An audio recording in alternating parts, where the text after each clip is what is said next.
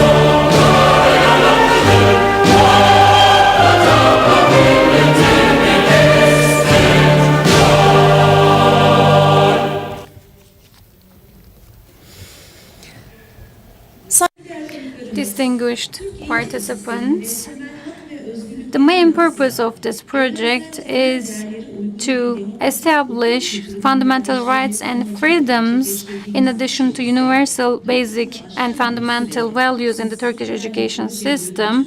And for more than 4 years, we have been quite happy and honored to be with our project implementers and our stakeholders.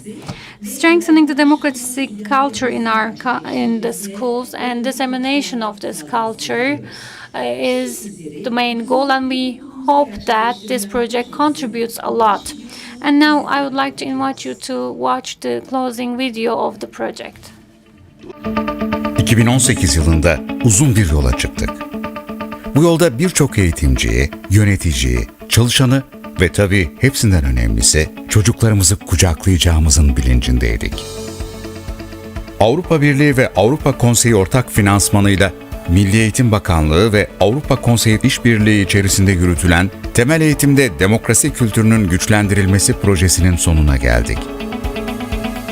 Projemizi 4 milyon avro bütçesiyle 51 aylık bir uygulama sürecinde başarıyla tamamlamanın gururunu yaşıyoruz. Projenin uygulandığı 10 pilot ilde gönüllülük esasına dayanarak 110 pilot okulda öğretmenler, öğrenciler, veliler, okul personeli ve tüm okul toplumuyla geniş bir aile olduk. Tüm paydaşlarımızı projemiz konusunda bilgilendirmek ve geliştirdiğimiz materyalleri paylaşmak için gelecekbizim.org internet sitesini oluşturduk ve erişime açtık. Bu uzun yolun sonundaki amacımız, eğitim sistemimizde demokratik okul kültürünü güçlendirmek, temel hak ve özgürlüklerin yanında evrensel değerlerin de yeşerdiği, yaşandığı bir okul ortamı sağlamaktı. Biliyoruz ki demokratik kültür yetkinlikleri bütüncül okul yaşamıyla küçük yaşta edinilmeye ve buradan bütün topluma yayılmaya başlar. Bu anlayışla proje bileşenleri altında özverili çalışmalar yürüttük. Kapasite geliştirme bileşeni kapsamında 3 modülden oluşan eğitici eğitimleriyle 240 öğretmene 120 saati bulan hizmet içi eğitimler verildi. Eğitim alan 240 öğretmen, görev yaptıkları illerdeki meslektaşlarına 2 günlük eğitimler verdiler. Böylelikle proje kapsamında 5000'in üzerinde öğretmenimize eğitim vererek ulaşmış olduk. Bu projeyle demokrasi, insan hakları, farklılıklara saygı duyma gibi soyut kavramları küçük gruptaki öğrencilerimize nasıl anlatacağımızı, somutlaştırarak öğretebileceğimizi öğrendim. Çok güzel başlayan, dolu dolu geçen bir haftalık Ankara eğitiminden sonra bu eğitimin ikinci ayağına geçtik. Burada öğrendiklerimizi illerimize, okullarımıza döndüğümüzde bu projeyi en iyi şekilde uygulamak istiyoruz. What's good about it also, when we heard it also today, is that people said that we are here willing to participate and learn things, but we have come prepared. So this means that the people who are here now have done their homework. So it's not just a motivation of the last moment, but it's a motivation as a need from their work. Yapılan bu eğitimlerin yanı sıra usta eğiticiler Zürih Öğretmen Eğitimi Üniversitesi'nde ilave eğitimlere katılarak uygulama örneklerini deneyimleme imkanı yaşadılar. Temel eğitim kurumlarımızın müfredatındaki eğitim kazanımlarına paralel olarak insan hakları, demokrasi ve temel evrensel değerlere dayalı her ders için ayrı eğitim materyalleri geliştirildi. Kapasite geliştirme bileşeni aşaması eğitim materyalleri geliştirme bileşeniyle zenginleştirildi. Öğretmenlerimizin demokratik kültür yetkinliklerini sınıf içi uygulamalarıyla bütünleştirebilmelerine imkan sağlayan, öğretim programlarıyla uyumlu öykü kitapları ve etkinlik kitapları gibi materyaller geliştirildi. Materyaller, bir yandan öğretim programlarındaki kazanımları desteklerken, bir yandan da öğrencilerin yaparak, yaşayarak ve eğlenerek yetkinliklerini geliştirmeye hedefledi. Hikaye kitaplarının zenginleştirilmiş içerikleri de oluşturuldu. Proje kapsamında ayrıca öğrencilerin demokratik kültür yetkinlikleri gelişimini teşvik edici Türkçe ve İngilizce çizgi filmler geliştirildi. 13 bölümden oluşan çizgi filmlerle empati, saygı, işbirliği gibi yetkinlikler konusunda farkındalık oluşturulması hedefleniyor. Hadi birlikte muhteremciye gidelim. Hepimiz burada oyunlarımızı oynuyoruz. Burası bizim evimiz. Bizi de bekle. Muhteremlerle hep birlikte konuşalım. Avrupa Konseyi'nin demokratik kültür yetkinlikleri referans çerçevesi temel alınarak bütüncül okul modeli geliştirildi. Türk eğitim sisteminde uygulanabilmesi ve okullara yol göstermesi için kılavuz niteliğinde bir uygulama kitapçığı hazırlandı. Demokratik okul kültürü bileşeni için yayınladığımız bütüncül okul modeli kitabı çerçeveyi net bir şekilde çizmekte ve projenin eğitim kurumlarımızda entegre etmeye çalıştığı sistemi açıklamakta. Demokratik okul kültürü bileşeninin yaratacağı değişimi proje faydalanıcılarından dinleyelim. İlk önce okul kurallarımızı oluşturduk. Okul teneffüs zilimizi seçtik oylama yaparak. Ondan sonra zeka oyunlarını oynamaya başladık ve zeka oyunlarında kendimizi ifade etmeyi ve sabırla beklemeyi öğrendik. Annem babam bazen anlamıyordu ne demek istediğimi. Kendimi daha iyi ifade etmeye başladım. Ya ben de konuşmak istiyorum. Ya benim de bir fikrim var diyebiliyorsunuz en azından.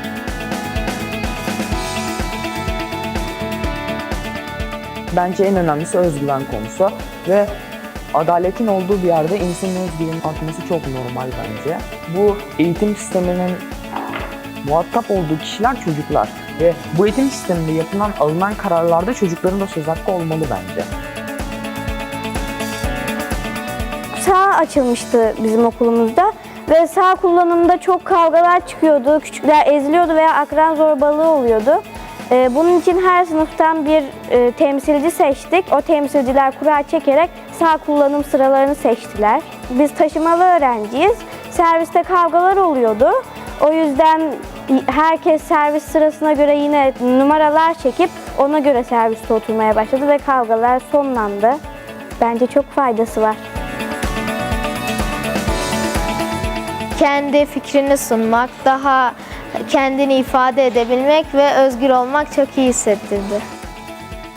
Öğrendiklerimi ben de ailemde, çevreme anlatarak ben de elimden geldiğince destek olmaya, yaymaya çalışıyorum. Okul bir bütün olarak bu yetkinlikleri geliştirmeye odaklanmalı ve müdürüyle, öğretmeniyle, işte belki de çalışanıyla, ailesiyle ve toplum, çevreyle birlikte bunun gelişmesi için çalışmalı. Okulu 4 müdür yardımcısı bir okul müdürüyle yönetmek gerçekten son derece zor. Gücün paylaşılması gerektiğini, sorumluluğun paylaşılması gerektiğini düşündük. Bu anlamda her sınıftan sınıf temsilcisi öğrencilerimizi belirledik. Sorumluluğu ve gücü onların üzerine biraz aktarmaya başladığımızda üzerimizdeki yükün de kalktığını, aidiyet duygusunun kuruma karşı daha da fazla geliştiğini gözlemlemiş olduk.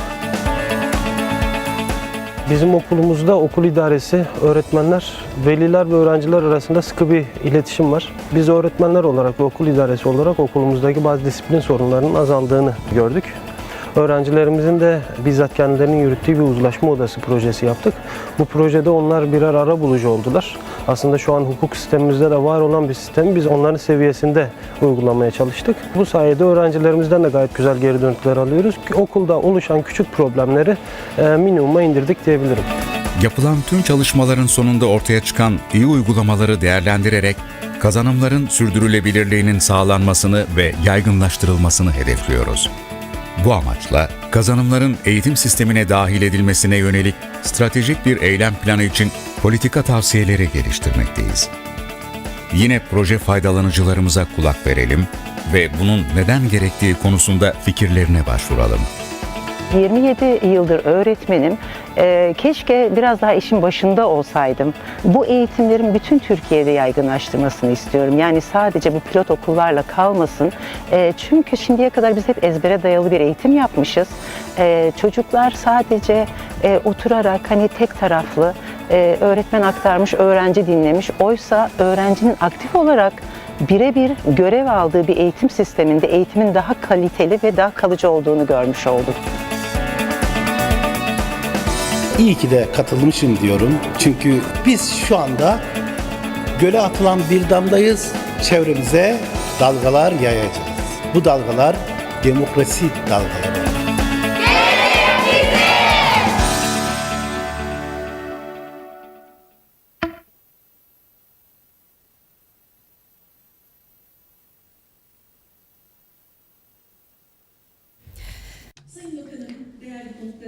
Distinguished Minister, distinguished guests, now I would like to invite the Head of Capacity Development and Cooperation of the Council of Europe, Ms. Sarah Keating, to the rostrum.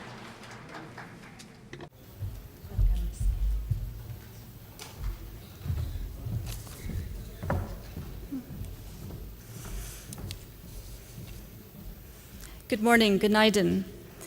I would like to greet all of you and to start off with Deputy Minister Kaymakci, and then from the head of the EU delegation, Ambassador Meyer Landrut. I'd also like to greet Director General Moroc, the Director General for Basic Education, of course, the Acting Director of the CFCU, Mr. Koza.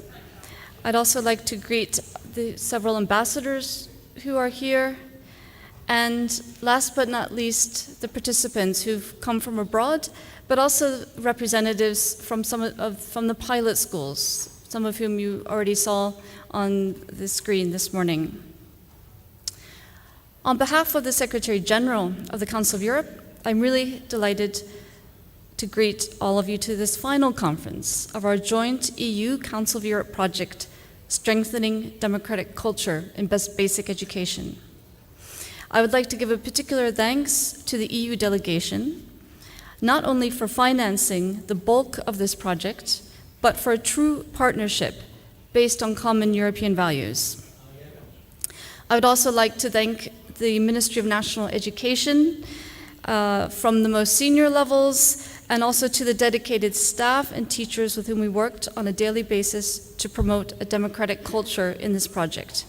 And this was not an easy task, especially with the pandemic. 4 years ago, I had the great privilege of being at the launch of this project. And before highlighting some of the results of our joint work, please allow me to share a few words about the Council of Europe's approach to education for democracy. In the Council of Europe's Secretary General's annual report on the state of democracy, human rights, and the rule of law, she mentions, and I quote, a clear and worrying degree of democratic backsliding in our 46 member states. She points to evidence in Europe in all sectors, from the judiciary to freedom of expression. We also see, increasingly in some countries, including Europe and the United States, that if a political party loses, they call the election unfair and they contest it, a refusal to accept defeat in an election.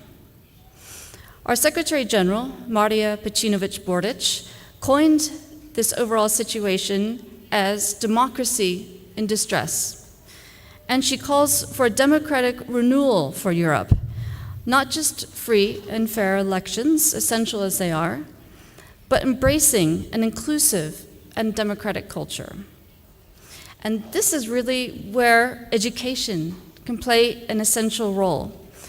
Among the 12 priorities to address this situation, education is mentioned as one of the priorities. Now, how do we do this? Well, democracy is not something that one is born knowing. It must be taught, and above all, it must be experienced. And this is why the Council of Europe developed a reference framework of competencies for democratic culture. We saw some information about it just a few minutes ago. These are 20 competencies centered around attitudes, knowledge, critical understanding, and values. The competencies include, for instance, critical thinking and empathy. Now, about this time last year, I was in Ankara for one of the conferences, and I met a teacher, and her comments really struck me. She said, for us, democracy is abstract, and I can completely relate to that. And she said the reference framework of competencies for democratic culture, she breaks it down. It makes it tangible. These competencies also provide a basis to reform policies, curricula, teacher training, and materials. And this is just what our project did. Now, in terms of project results, we're going to hear more about that in a few minutes, but let me highlight, please, 2 highlights which will ensure sustainability. One is the teacher training course on democratic culture, and now it is accredited by the Ministry of National Education and currently being conducted for several thousand teachers as in-service trainings, both within the project and now solely by the Ministry of National Education. Another is the whole school model, developed by the team and tested in pilot schools. The whole school approach will ensure that all members of the school community, teachers, school administrators, parents, are involved in decision making. And we'll be looking at the whole school model in depth this afternoon and bringing in examples from other countries. I would like to take this opportunity to warmly welcome these international participants who are here today and who are also working hard on integrating the competencies into their education systems, as well as our dynamic and dedicated experts. From the Council of Europe side, I wanted to let you know that we're also looking at ways to decontextualize this resource on the whole school model developed in Turkey so that it can be used in other countries, be used as an inspiration. So finally, for the future, we are confident that the evidence-based policy recommendations currently being finalized will ensure that all the efforts will continue to be integrated into the education system in Turkey. And for the future, we're also exploring new areas of cooperation with the Ministry of National Education and the EU delegation. First, on digital citizenship education, a Council of Europe program, a relatively new program, which was presented earlier this week in New York at the United Nations Transforming Education Summit. And we're also discussing ideas on a project on language learning, which is really one of the long-standing programs of the Council of Europe. So in conclusion, dear participants, thank you very much for your attention, and I look forward to hearing your feedback.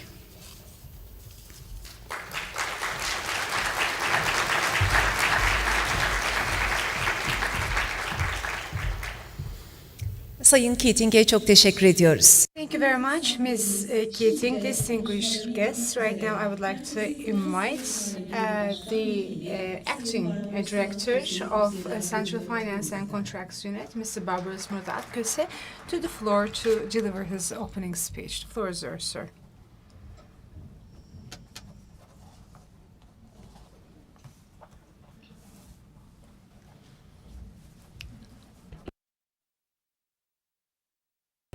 Distinguished Deputy Minister, distinguished Ambassador, the head of EU delegation to Turkey, distinguished representatives of Council of Europe, distinguished representatives of the Ministry and relevant institutions, and distinguished representatives of the education sector and CFCU. I would like to welcome you all, and I feel honored and privileged to be together with you in the closing conference of Project on Strengthening Democratic Culture in Basic Education. As you know, in the negotiation process of Turkey with the EU, a pre-accession financial instrument was very important, and one of the instruments to do that was the projects. And this could be used only by appropriate projects. And until now, including education, in almost all the sectors and fields, lots of projects have been approved, and these projects have been funded by the pre-accession instrument funds and the relevant structures that were established under that.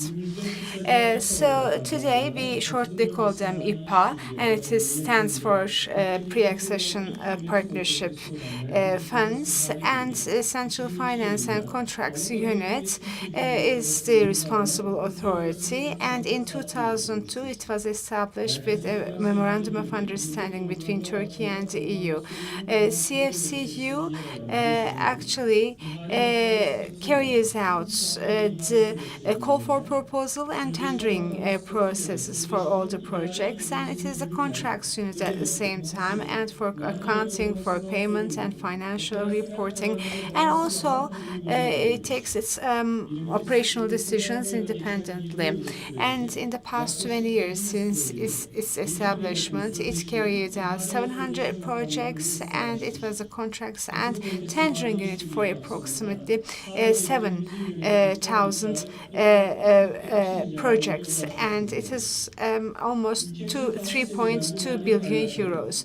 These financial resources are allocated for Turkey. Their effective use is very important and requires contribution and cooperation from all relevant institutions.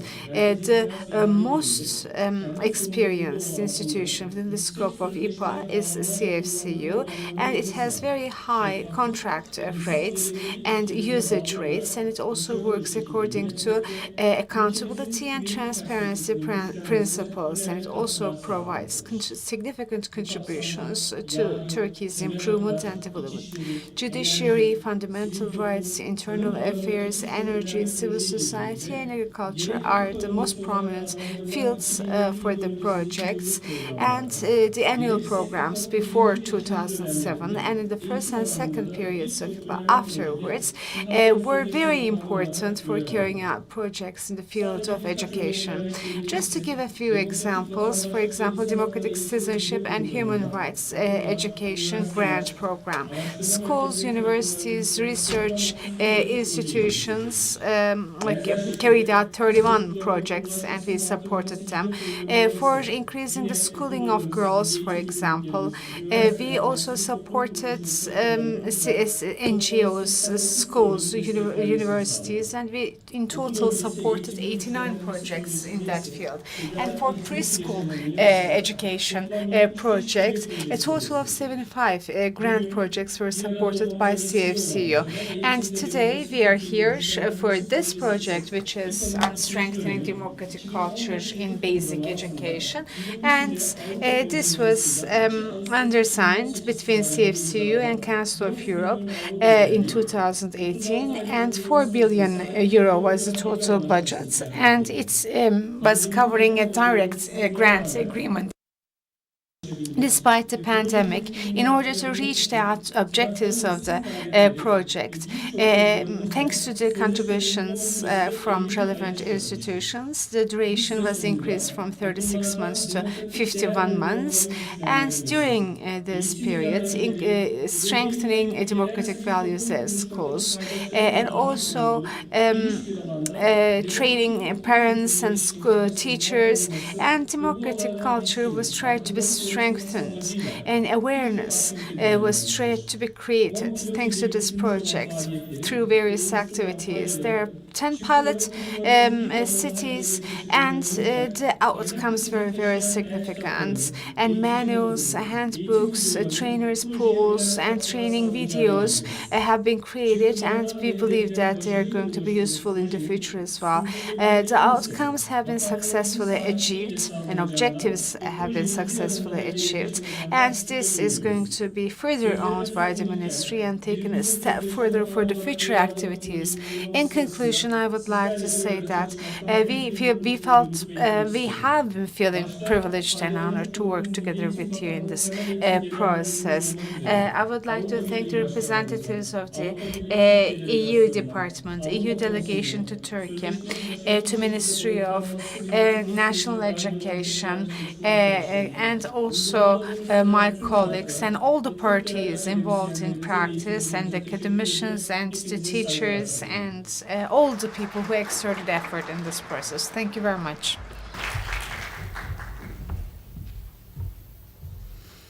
Sayın Köse'ye konu Mr. Köse, thank you very much for the opening speech. Distinguished guests, right now I would like to invite Mr. Tuncay Morkoç, who is the Director General of Basic Education in Turkey, in the Ministry of National Education.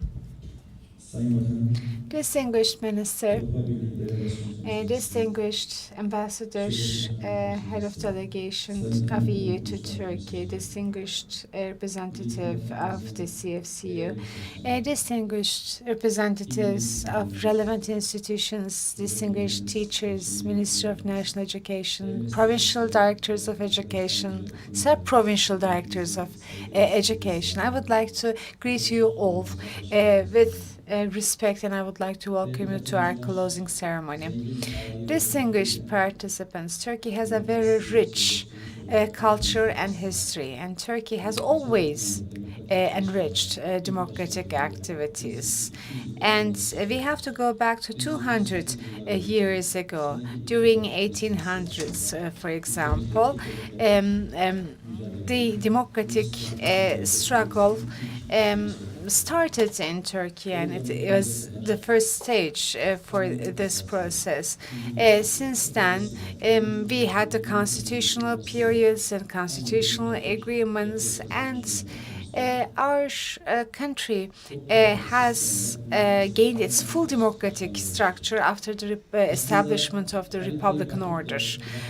So when we look at the history, and when we look at the geographical location of Turkey and the structures that are surrounding Turkey, we can understand that Turkey was in a very challenging position, but Turkey is one of the few examples who could absorb democratic values despite all these challenging factors.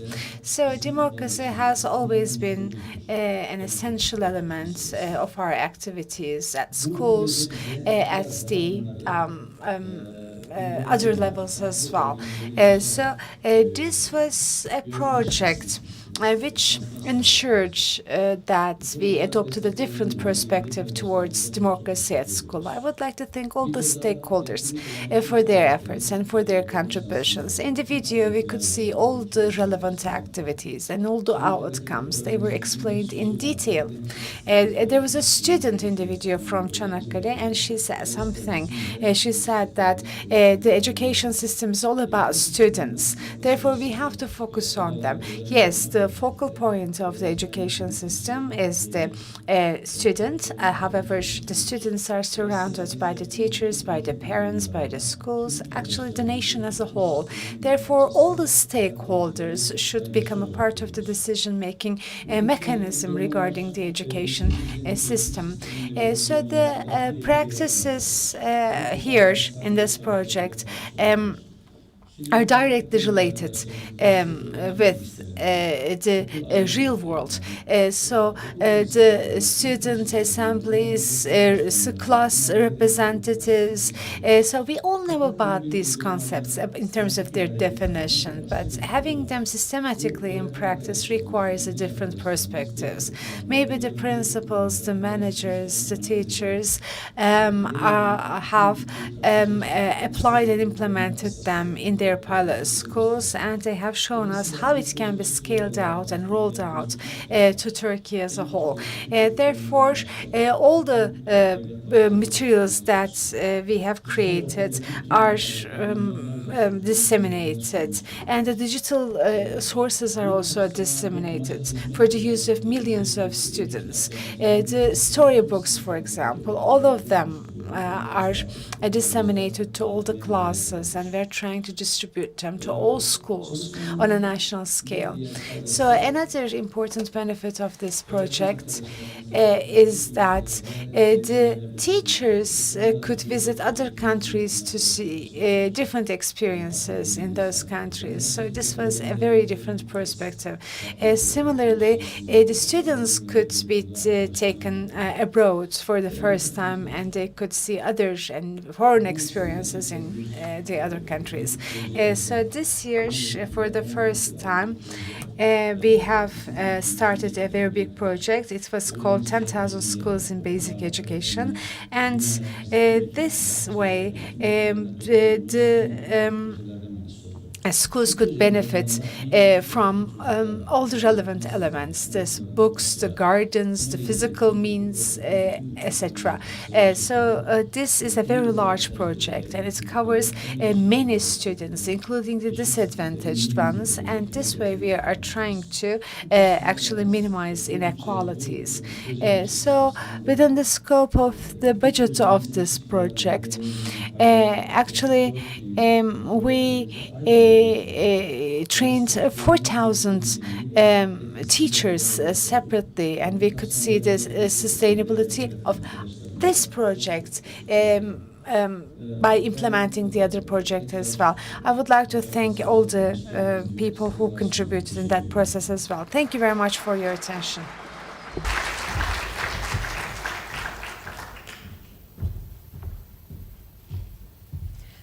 Sayın Genel Müdürümüze konuşma. Thank you very much, Mr. Director General, for the opening speech. Distinguished guests, now I would like to invite the head of delegation of European Union to Turkey, Ambassador Mr. Nicolas Meyer-Landrut.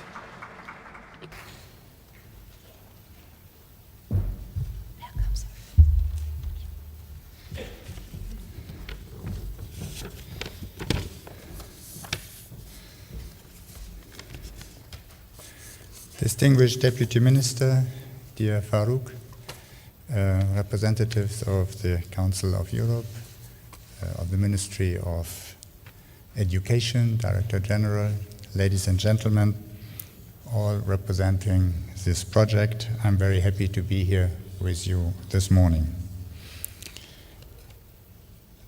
This conference on the closing of the project Strengthening Democratic Culture in Basic Education is an important moment, and this project, which was funded by the EU with 4 million euro, aimed at fostering a more democratic society in Turkey by strengthening democratic citizenship, human rights education, and that is fully reflecting European core values. Education for human rights and fundamental freedoms plays a crucial role in creating and sustaining democratic societies, something that must be guaranteed to all generations from preschool age onwards and to the whole society. The promotion of democracy and human rights is an essential element of an education system in a democratic society. This is true for Turkey, member states of the European Union, and for any other democratic country in the world. Making democracy and human rights a reality in the daily life of schools is not just about teaching human rights and democracy. It is, and we saw this in the film, mainly about applying democratic competences, allowing children to practice active engagement, learn how to live together in diverse societies. We will have the opportunity to listen to the project's results more in detail, achieved during this 4 years of implementation. And I must say I was impressed by the film to see how much during a pandemic was possible, all smiling behind their masks, but one could see that they were smiling. Turkey has made important commitments to promote democratic citizenship and human rights education. In April 2016, the education ministers of the Council of Europe member states, including the Turkish Minister of National Education, adopted, and I quote, the reference framework of competence for democratic culture, end of quotation, which aims at developing the democratic culture through education. You referred to this. The project we are closing today was built on these commitments. We are pleased that this project helped to strengthen the capacities of a wide range of actors. And again, we saw them in the film. Teachers, students, parents, policymakers, education authorities, civil societies. And they were trained through numerous instruments, workshops, study visits, developing education materials, and with their pilot implementation. It is important that the project's achievements are now sustained. And the system of the whole school model, which was referred to, continue its development as full part of the Turkish education system. It is important to further strengthen human rights in education in schools and not to forget that it's not limited to schools alone, but to a society at large. It is also important to continue to introduce rules at schools that guarantee non-discriminatory, equal treatment and equal access of all students, teachers, and other members of staff, regardless of their ethnicity, cultural identity, religion, or belief. As the European Union, we will continue to support the education sector, as this is a key area for our cooperation. We will support the initiative to promote quality education and reforms that aims to strengthen the rule of law, democracy, the respect for human rights, fundamental freedoms, promote non-discrimination and tolerance, ensure respect for the rights of persons belonging to minorities, promote gender equality. In conclusion, I would like to thank all those involved who have worked hard during these years under difficult circumstances, as we have seen. The Ministry of National Education, Director General, all staff dedicated to the project in the ministry, in the pilot schools, Council of Europe, of course also our colleagues in the EU Directorate under the presidency of the Deputy Minister, civil society organizations, and so on and so on. So thank you very much. I thank you all for your commitment, and I wish a good continuation to the implementation of these projects. Thank you very much.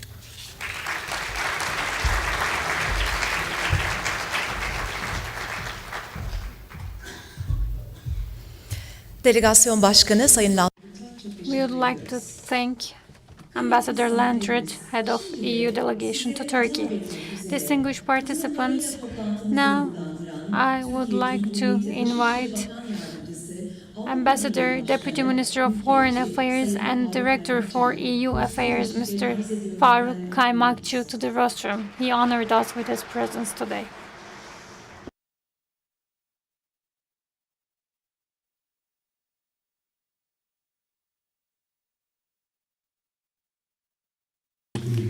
Thank you very much. Good morning. Actually, for today, I am not here under my titles of Deputy Minister or Director for EU Affairs. I am here as an officer of the Ministry of National Education, as scholar number 1416, because Ministry of National Education has a huge impact on myself. Ministry of National Education, since the inception of the Republic in Turkey, has invested a lot to democracy and humanity, and we're a result of this investment. So after this, these introduction works, my distinguished participants, distinguished representatives of the Council of Europe, Excellency ambassadors, Mr. Barbaros, Mr. Landrut,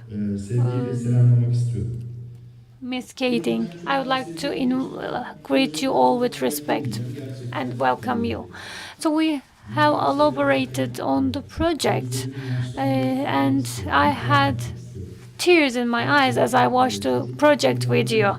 I went back in time and remembered my own childhood, and I remembered the education I received during my childhood. For example, in our times, of course, this was not with any ill intent, but the education was mainly based on being afraid of your teachers. But today I see compassion, I see affection, I see respect in education, I see listening to others, I see participation in education these days. This is quite valuable. So since the inception of Republic, the Ministry of National Education is aiming at raising a generation with free will, free opinions, and with fundamental rights. Yes, in our EU accession process as well, the culture of democracy is one of the most determining aspects. We have some issues because of Greece or the Greek Cypriots. This looks as if the most predominant aspect. However, the priority issue is the Copenhagen criteria and the democratic level of Turkey. As it was emphasized by the representative of the Council of Europe, unfortunately, in 46 EU countries, we see some stressful democratic aspects, and even some member countries are criticized for getting away from Copenhagen criteria. And in the functioning of the EU, the democratic gap between institutions, the different institutions keeping different principles in terms of democratic decision making, these are considered as democratic gaps. This is why we are aiming at pushing our democratic culture even further, and we need to disseminate this democratic culture everywhere. I would like to talk about a book written by Daran Acemoğlu. He is a writer who analyzed many countries, and the conclusion he draws is as follows. The countries where democracy is institutionalized and where there is a culture of settled democracy, when they are compared by equal criteria, they are more advanced. Aside from the wealth of natural resources, you can see what a difference democracy makes in the comparison of countries. And when it comes to us, in the EU membership process of Turkey, the 23rd chapter, we insist that this 23rd chapter is to be open. We've seen Spain, Portugal, when they were made members to the EU, the main purpose was to strengthen democracy in these countries and to support democracy in these countries, to make democracy sustainable in these countries. And it proved to be quite successful. And in 2004, in 10 countries being members to the EU from the Central and Eastern Europe, their membership processes were fast-tracked in order to support their democratic stance, and their now democratic culture looks much better compared to the past. Yes, of course, there are criticisms that there are some gaps or drawbacks even in some EU countries regarding the democracy. However, here the EU membership perspective is quite valuable. I can say that the EU membership perspective is even more valuable than the membership itself, because sometimes even the member countries might have some deviations from democracy. But when you have this membership perspective, the candidate countries are emphasizing and progressing human rights, democracy, and fundamental rights and freedoms. We have experienced this firsthand, and in 1999 at the Helsinki summit, when Turkey was declared an official candidate country, with the this perspective between 1999 to 2006, we had a silent revolution. We had 7 revolution and reform packages. We had 200 new laws, and the national income of the country increased by 3-fold. And it was like a silent, a quiet revolution. So strengthening the membership perspective is quite important for all candidate countries, and our message goes to the member countries here, as Nicolas is also listening to us right now.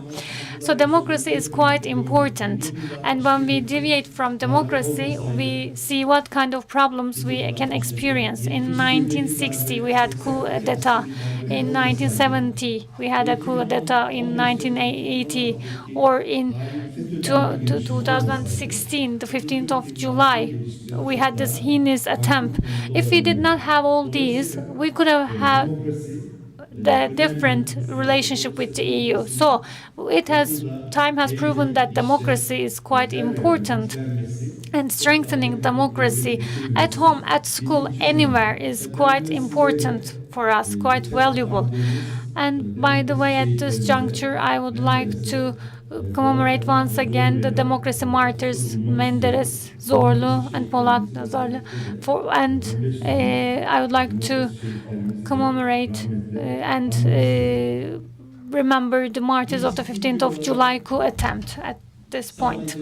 So, as a country, human rights, democracy, rule of law, among many other areas, are quite important. We're taking important steps towards these goals in our way towards the EU membership. In terms of the EU acquis, we have been implementing our national reform program, and judicial reform project is ongoing. This is quite important. Human rights action plan, again, is another instrument that is strengthening democracy and respect to human rights, among many other programs. As the Directorate of EU, we attach great importance to fundamental rights, especially with the Minister of Justice. The EU Affairs Directorate is working a lot to go forward. So, at this juncture, I would like to state that EU programs and projects such as this one, they're important in terms of including youngsters in democratic processes. And this project showed us that the relation between teachers and students, or students and administrators, we have seen in this project. And we also observed the communication and interaction in Turkey and in many other countries as well. Another area that shows us examples is Erasmus program, Erasmus Plus programs. You can also include Horizon Europe as well. These 3 EU programs are quite valuable, and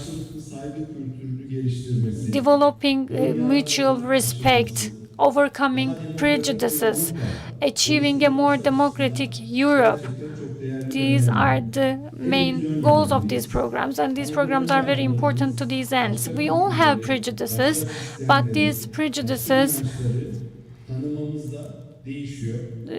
can be overcome by getting to know other cultures, other people, other countries, and it helps us to be more tolerant.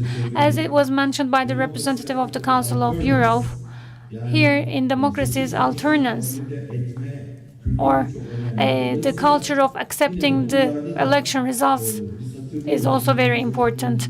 And I also remember from my childhood, we used to elect classroom representatives, and that didn't used to be very democratic, to be honest. But now, when I see that we have our student representatives, classroom representatives, and they're elected in a very democratic manner, and we can see in this respect good evolution of democracy training in Turkey, and this development in the country will be reflected in our houses, in our workplaces as well. So I would like to give an applause to this project, and once again I would like to thank all the stakeholders, the Council of Europe, the Ministry of National Education, and all the parties, all the beneficiaries. Of course, dissemination of these efforts will be quite beneficial for the country, and I would like to thank the Council of Europe who technically supported the project. Once again, I would like to thank you for your contribution and efforts. Of course,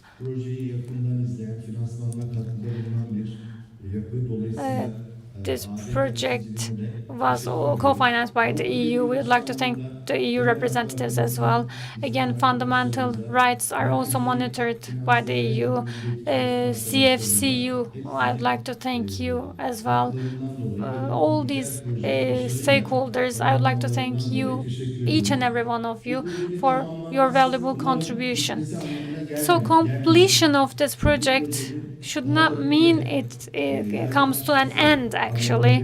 This, I hope, means that it will grow even bigger and becomes more sustainable, and wish you a happier, a healthy, a more advanced democratic future that we will share with Europe, I hope. Thank you very much.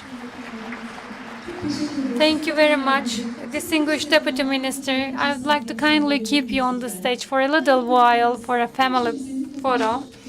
Distinguished guests, now we will be having our family picture. I would like to invite distinguished European head of the EU delegation, distinguished representatives of the EU, distinguished Director General, and the stakeholders of this project to the rostrum. I would like to invite all stakeholders to the stage, please, for a family photo. Excellency Ambassador, please.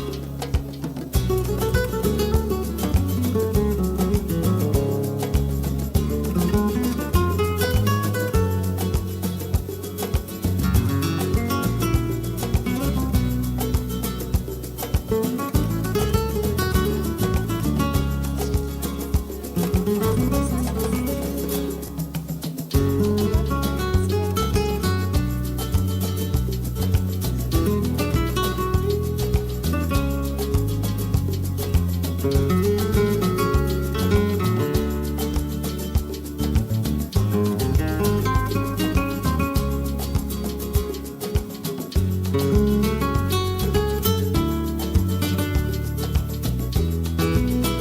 demokratik bir temel eğitim için gelecek bizim diyerek yola The future is ours for a more democratic future and culture. That was our slogan at the beginning.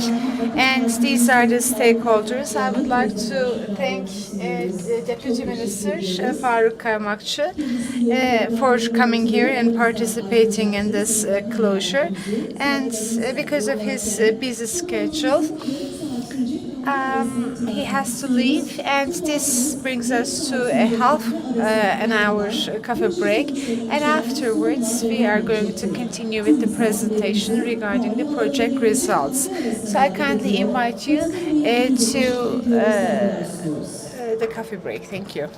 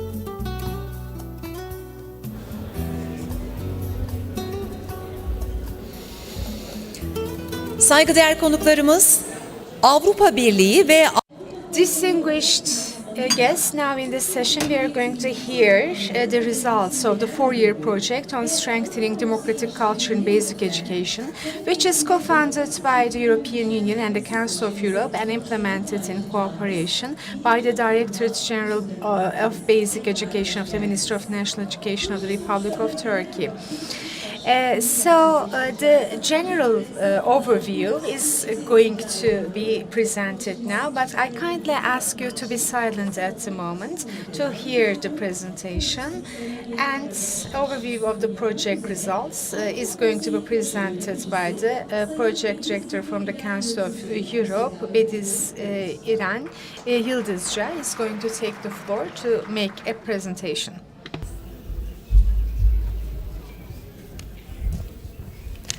Merhaba. Milli Eğitim Bakanlığı'nın Hello, Distinguished Director General of Basic Education,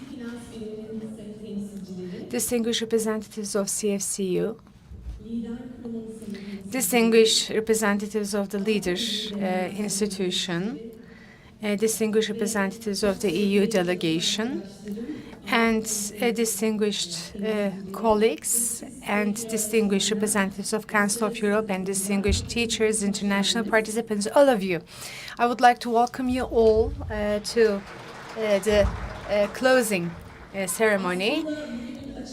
Actually, the video that we shared previously spoke for itself, I think, regarding the project results. It was a better demonstration than my presentation, but I would like to convey some technical details in my presentation, so please forgive me in advance if I make some mistakes.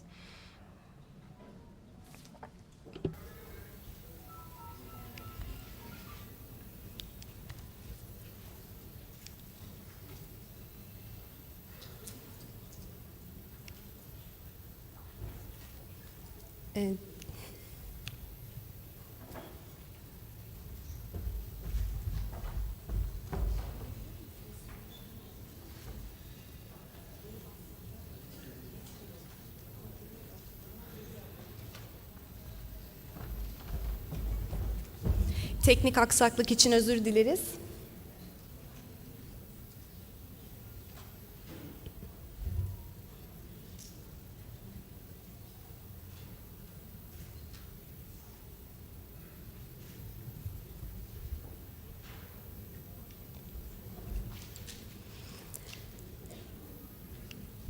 Projemiz aslında daha önce açılış konuşmalarında Sorry for the technical problem. As mentioned before, it was started in 2018 and it is going to end this year. It was a period of 51 months. It was co-funded by the European Union and Council of Europe. It had a budget of 4 million euros.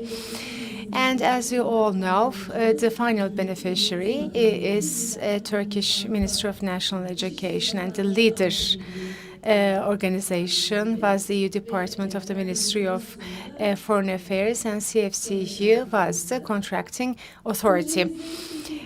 So the project was piloted in 10 provinces from 7 regions: Adana, Aydın, Burdur, Çanakkale, as you can see, Kars, Muğla, Sinop, Sivas, and Yozgat were those 10 pilot provinces.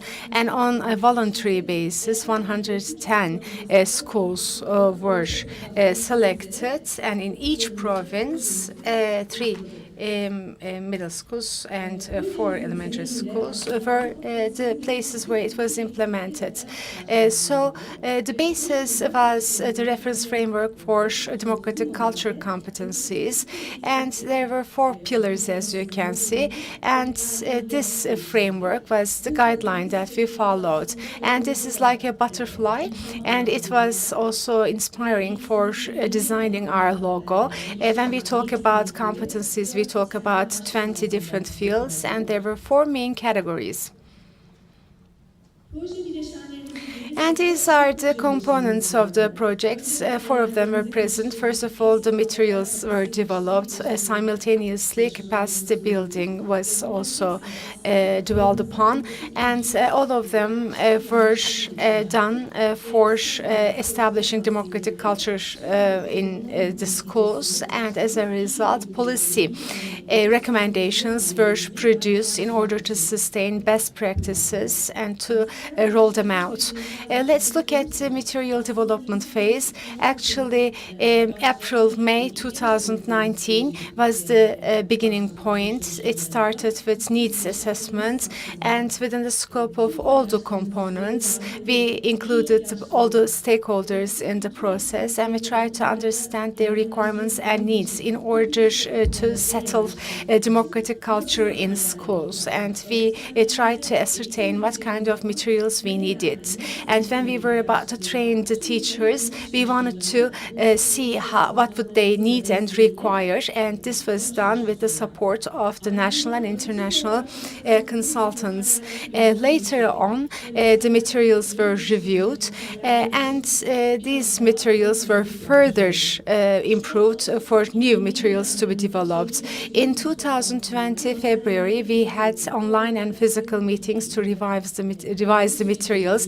As you know, it was the beginning of the pandemic, so it was a disadvantage for us. However, we turned it into an advantage so that the technical competencies were developed upon even more in order to produce more effective results.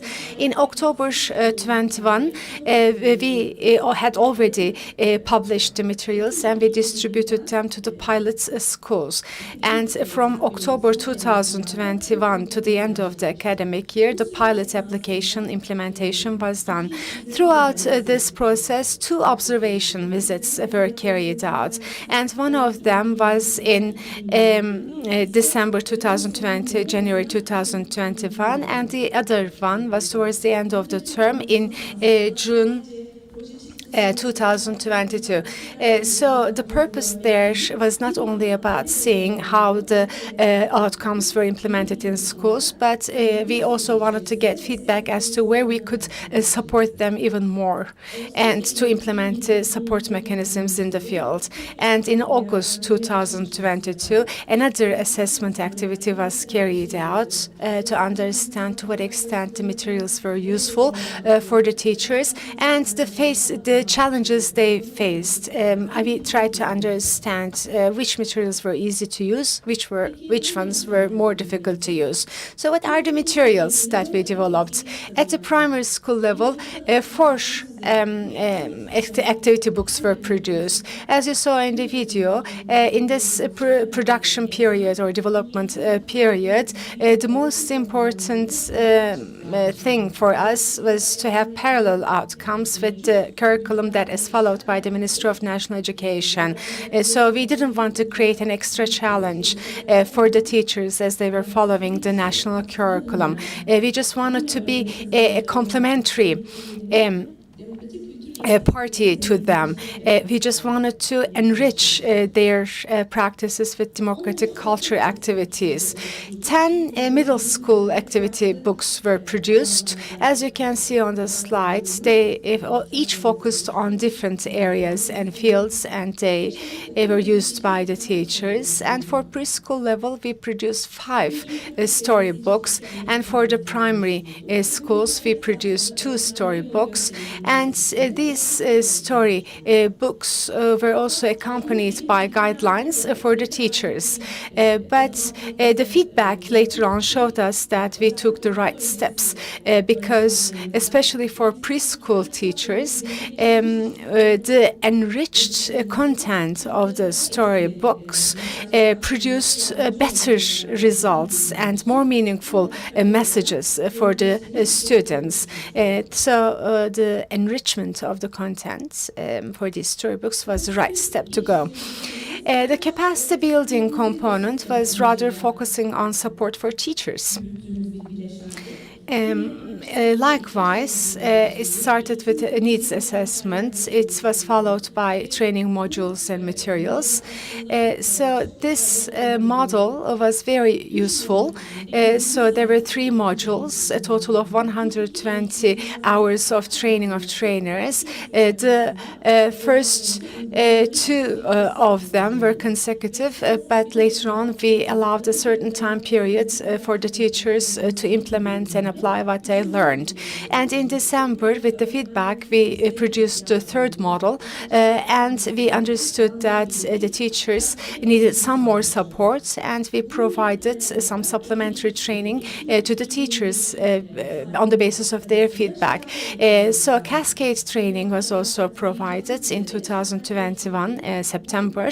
As you might have observed in the video, 220 teachers who received cascade training also trained their colleagues in their own provinces.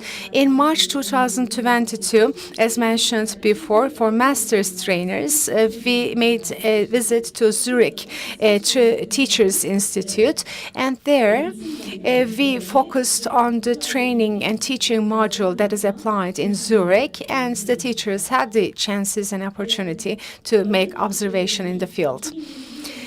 So between December 2021 and May 2022, also a cascade training assessment was carried out. So we got the feedback from the teachers as well. And in September 2022, that is one of the most important outcomes of the project, some dissemination training activities were carried out. So we were not limited with 110 schools only, and in 10 pilot provinces, the teachers of the schools outside those 110 schools also received training for dissemination purposes. So under the capacity building component, some materials were produced as well. So this was a very comprehensive training set to support the teachers in terms of improving democratic culture competencies and how they can be taught in the classroom environment, and as to how the parents could be involved in the process. And the teachers learned what they could do to disseminate democratic culture. So this is such a comprehensive training set. Some activity cards were also produced. So I have to underline here that this was a very good result. The activity cards were designed initially for the adult training, but we got such a good feedback that the teachers could use such cards as warm-up activities in the classroom. So they had very nice and good experiences in that context. Let's go back to the training of trainers. The first module was in July and August. The second module was in August and September 2021, and the third module was in February 2022. So 244 teachers got an in-service training of 120 hours in total, and including the study visit to Zurich. In the cascade training, teachers in the pilot schools, 2,126 teachers were trained, and in the dissemination process, 4,000 teachers were trained as well. So this was even before the ending of the project as to the start of the dissemination training activities. So what was the main purpose of material development and capacity building? The main purpose was that the institutions of basic education had more awareness about democratic school culture in the school community and in the schools. So these were components which also contributed a lot to the general objective of the project. So this is the timeline once again. The training, capacity building, and material development, they were all done in parallel to one another time-wise, I mean, because as we got outcomes from those components, the process could be advanced even further. The training events were completed and the materials were distributed to the schools, and right before that we developed the whole school model, and in a minute I will be giving more detailed information about that model.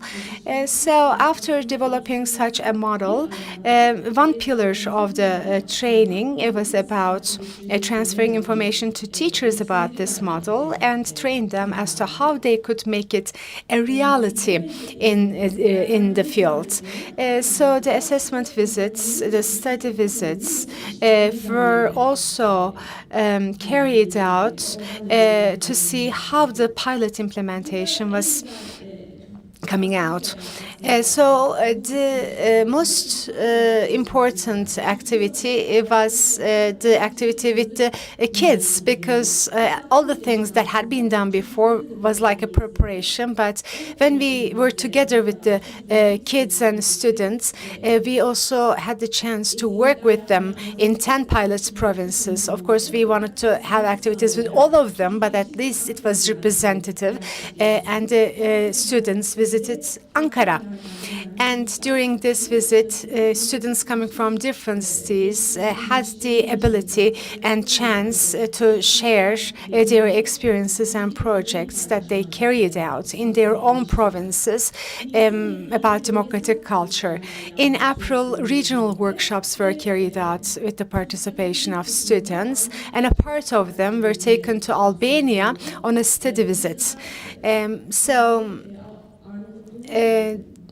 The Albanian Minister of Education received us, and we also participated in the Youth Council, and we also discussed sustainable development and environmental protection. We heard their opinions, and we heard about the activities carried out in that context at the school level. If you go back to the whole school model, the management, the teachers, the staff, the students, and the parents, the whole school community is mobilized thanks to this model. At the same time, on a larger scale, it encourages a strong cooperation. So from time to time, all of us heard about school governance. So the concept of school governance was discussed as to how it can be realized. So this was a model developed under the project, and it also covers participation of all the stakeholders in the process and increasing the teachers' knowledge about democratic culture and communication. In short, it was about strengthening democratic practices in the school environment. It's like a guideline to reach that purpose.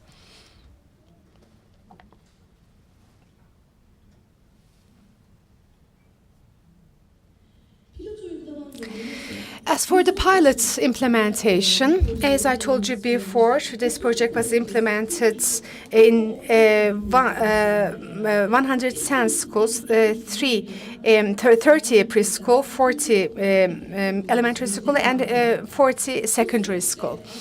So in this pilot process,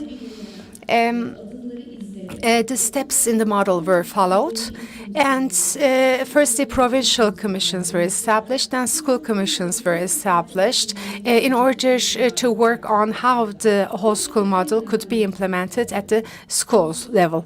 So the most important element here was that to be able to provide the opportunity for all the stakeholders to be equally involved and participate in the decision-making processes. So with the participation of related stakeholders, this process was realized, and also visits were carried out in 2 rounds. So we could see that it was very effective, and 11 schools we'll be talking about later on about their practices at the provincial level. With regard to the workshops with students, in April, regional workshops were carried out, as I told you before. 301 students from Tempel students, Burdur, Istanbul, and Kars were the places where the workshops were held. And the Burdur, Aydın, and Muğla students participated in Burdur. Adana, Çanakkale, and Sinop students participated in Istanbul. And Sivas and Yozgat, and Kars and Iğdır students participated in the Kars workshop. And they shared their experiences with us and with their students, with their peers, of course. So a shared synergy was created, and they had the chance to discuss some ways to solve their common problems, and they didn't feel alone, actually. They saw that they experienced similar problems, and they set a direction for one another to solve a certain problem. Kars, Yozgat, Burdur, and Adana, and some other provinces. So there were 241 teachers, as I told you before. The competencies for democratic culture were discussed in terms of its definition, and the things that they could do to settle such a model and culture in the schools were discussed. And in Albania, there were 24 students and 10 teachers. And in the study visit to Albania, we saw that there was another project of European Council of Europe in Albania, and we visited the schools where the similar project was implemented. And we also had the chance to discuss about certain things with the students and teachers in those schools in general. So policy recommendations at the end of this implementation process. There were certain strengths and weaknesses and the lessons learned. So we discuss about them. We want to sustain the strengths and the achievements. So we would like to have a strategic plan as to advance all of them in the future. So we're working on some policy recommendations and policy papers. So at the beginning, in December 2018, there were study visits to Strasbourg and Zurich, and that's how the policymakers, there are like 12 of them, have started to work in this process. So as we were beginning this process, policy recommendation was the component that we worked heavily in the beginning and in the end. In the beginning, democratic competencies reference framework was evaluated, and existing curriculum and school practices were evaluated. Therefore, we looked into the legislation and where the democratic culture competences stand in that legislation. And when we come to the end of the project and see the good practices, we also now work on future steps in order to sustain the achievements. So these preliminary activities after a study visit were discussed in a strategic meeting with the decision makers, and we also had a workshop with the practitioners, I mean the teachers coming from different provinces. And in October 2022, the second strategic meeting for decision makers was carried out and will be carried out, and we will be sharing our policy recommendations. So what are the focal points? There are three main special objectives. The first one is to have a whole school model in all the schools and integrate it into the existing school practices. As you have heard, the ministry is already working on it. The second one is to support teachers and the schools with regard to democratic school cultures with certain training events and instruction materials. We already developed some teaching materials, instruction materials in this process. They're very valuable, and we get feedback from the teachers and feedbacks from the study visits, and the reports and this feedback show that the training events carried out are very much appreciated by the teachers to understand and disseminate the competencies for democratic culture. And the same training materials and instruction materials are going to be used by the ministry for dissemination purposes. And the third objective is to increase the capacities and the skills of the teachers to have democratic school culture. The second and the third objectives are complementary one another, because in the first one, the instruction materials are produced, but they're also going to be disseminated with capacity building materials. So the teachers should be able to use it in an effective way. Therefore, their capacity should be increased, and relevant activities should go further and should be sustained in the future. As for sustainability, during the presentation, at one point or another, I underlined this.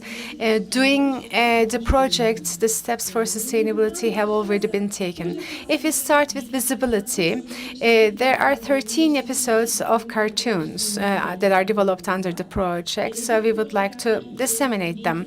We have some steps already for that, and in the future, we will be working on this. There are some projects to come, and we are still consulting with the Ministry of National Education. So the future activities will be supporting the existing activities. The using of the materials, the teachers' guides, and the instruction materials should be disseminated. We're working on it as well. So all of these materials are present on the project website. Some of them have English versions as well, but some of them are only in Turkish because they focus on curriculum, but electronic copies can be downloaded. So for the sustainability of the whole school model, in 10 provinces, a total of 373 schools have been accessed. The pilot city number is 110. But for the sustainability of this project, before the end of the project, we thought that it would be appropriate to take necessary steps to make it more widespread. As Sarah Keating said in her presentation, actually whole school model is a more bodily form of democratic culture competencies. Therefore, the practice in Turkey is very nice, and we should be making it replicable and usable in the other countries as well. So we have relevant activities too. So finally, training. The training modules project has developed is in the standard program for teachers training. Therefore, when needed and as necessary, the teachers can be accessed for that purpose by the Ministry of National Education. And as I told you before, in September, 4,041 teachers received additional training outside the teachers included in the project. As we underlined in the video and before, for visibility purposes, we produced 13 episodes of cartoons, both in English and Turkish, and the project website has been in use for a certain time now, and you can have access to project documents from that website. We have a Twitter account, and we also have an Instagram account, and you can also follow us from those accounts as well. And thank you very much for your attention and for your patience.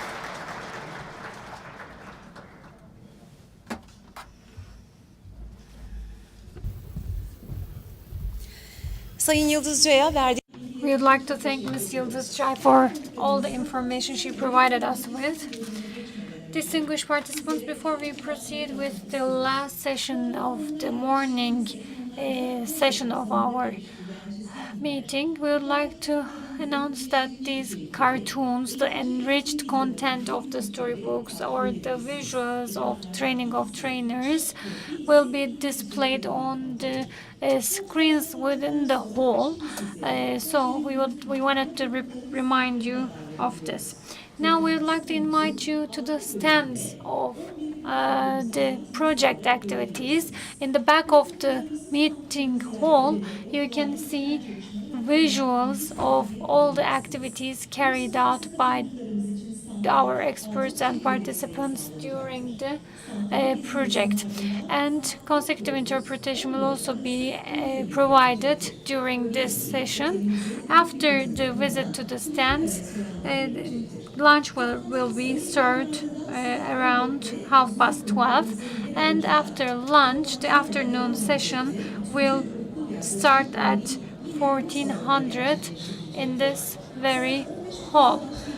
And the third session will start at 3:30, and this will be mainly about teacher trainings in the context of reference framework of competences for democratic culture. And our meeting will be closed with the final remarks at 5 o'clock. Once again, we'd like to thank you for your participation.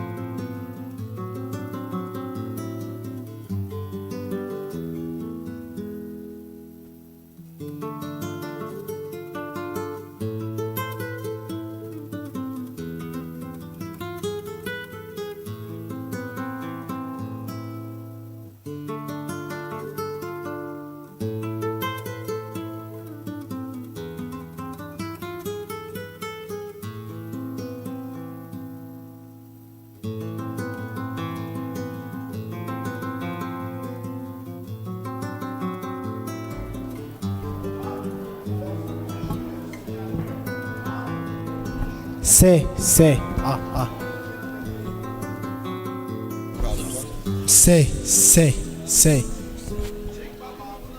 Ses deneme 1 2 3 4. Ses kontrol 1 2 3 4. Özkan Bey, sesimi net alabiliyor musunuz? Tabii.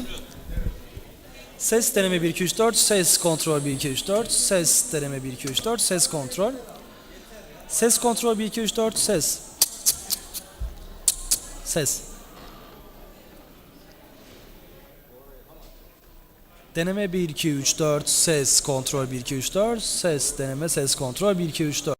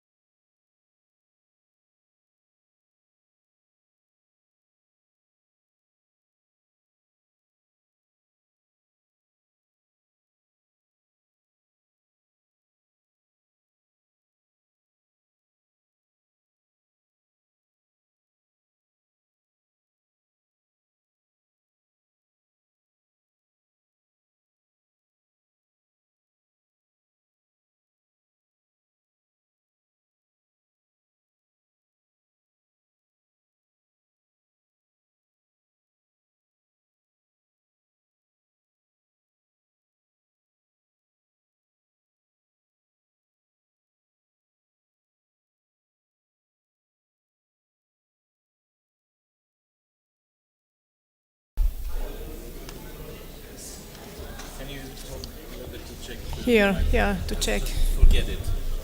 Yeah, so I can just see like this.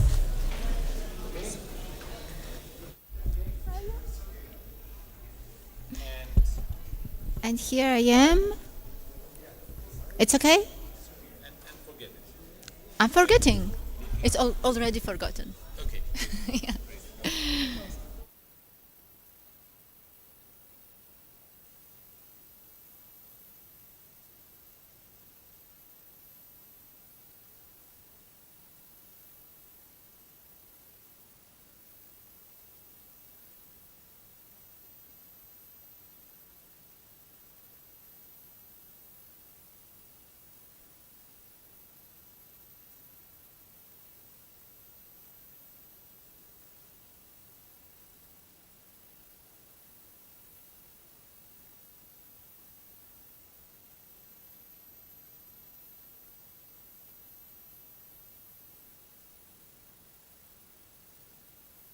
Microphone.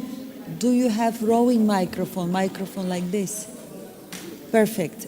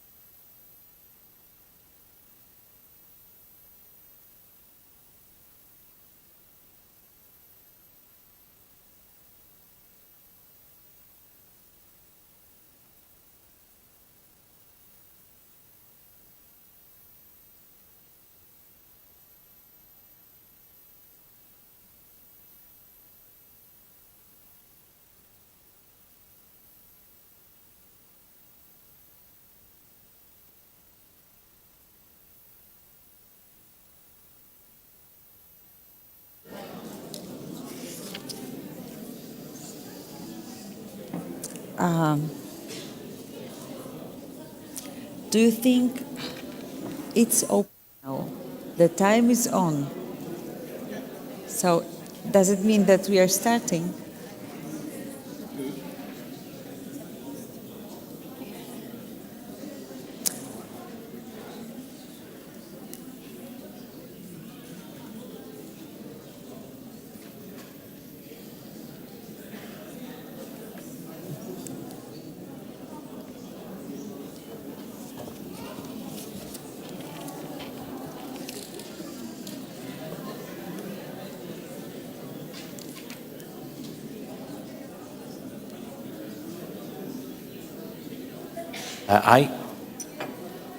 Do I hear myself? Yes, I hear myself. Maybe you want some water to prepare for yourself.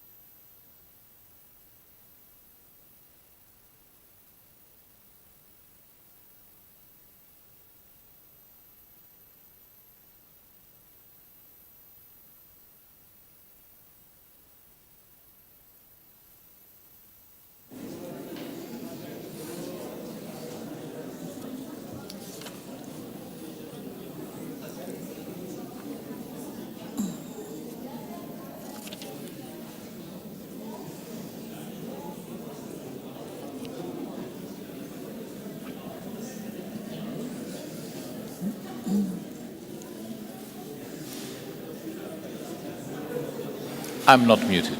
Good. Please take your seats.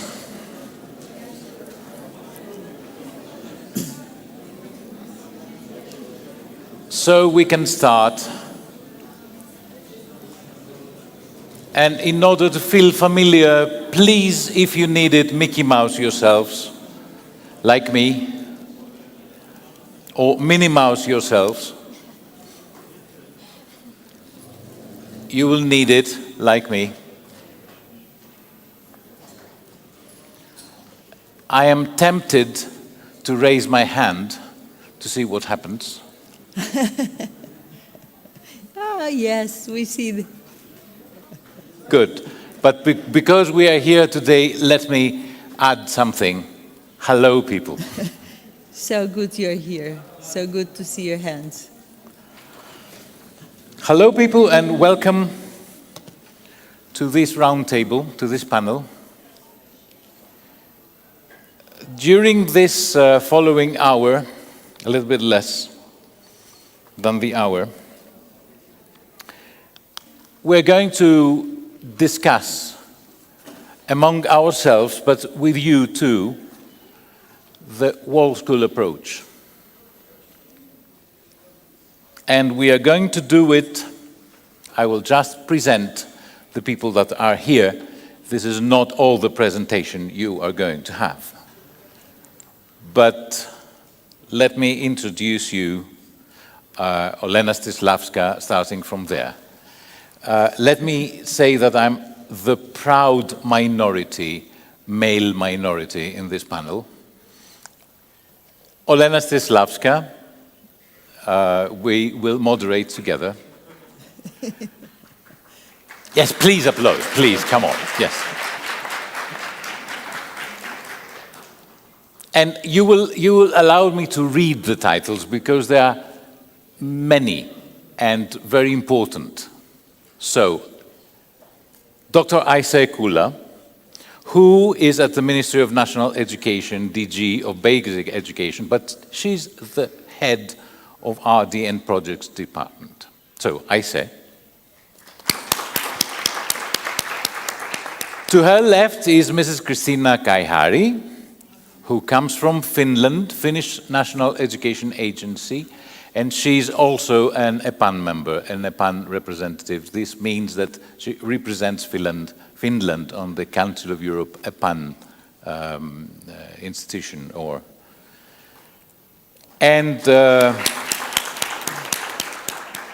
Mrs. Natya Nachvisvili, who comes from Georgia, and she's a government delegate to the Council of Europe Steering Committee for Education. Natya. And let me present Mr. Angelos Valianatos. Hello. So, the whole school approach. The whole school approach has been fundamental to this project. This project, Lena, we have here from the project, schools, I think. Yes, and before we actually start this panel, before we start the discussion and dialogue about the whole school approach, we want to pass our warmest words of appreciation and greeting to all fantastic 110 schools in 10 pilot provinces. Not to schools as institutions, but to schools as the places where fantastic teachers, school directors, learners, and parents were putting in life the whole school model by their everyday work, by their successes, but also by their challenges, by hard times and good times, and by the fantastic results that you showed us in this project, implementing the school model and giving it a face, giving it a name, and giving it a shape, and so many different. So we want to greet the ones who are present in this room, but also the ones who are watching us online or will be watching later, and the ones who cannot participate in this meeting. But please, when you come back to your provinces, to your local communities, pass our warmest wishes and greetings to all these fantastic people that were piloting the whole school model. So thank you for all of you.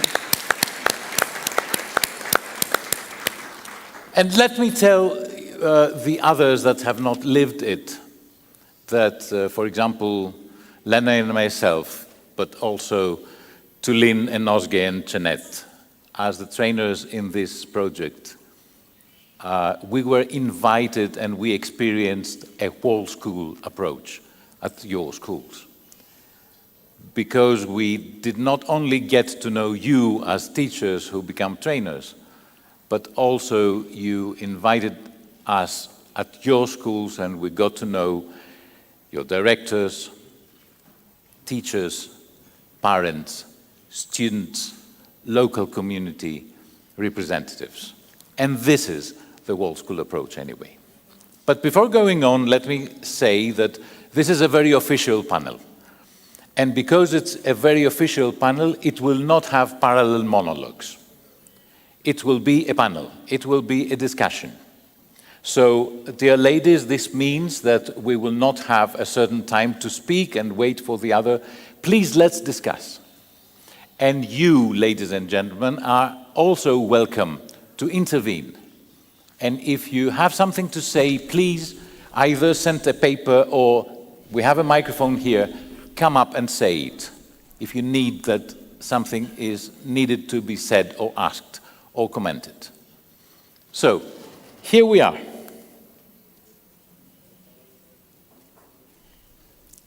Yes, we want to try. Of course, it's very challenging. There is a very big conference and it's a formal discussion, but we would like at least to try to make it a bit as the whole school model. We would like to try to make it participatory, this discussion. So at certain points, we will be referring to the audience and we will be inviting your questions and comments, and we would like to share your examples and your comments. So please stay with us very, very attentively.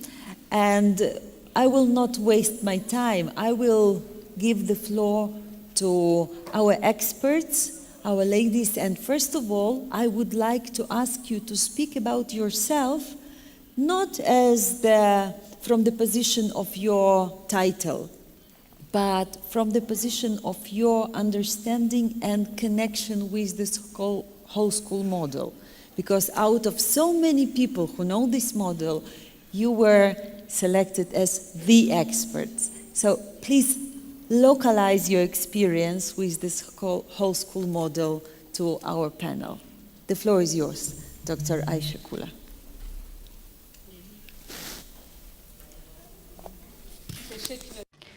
Thank you.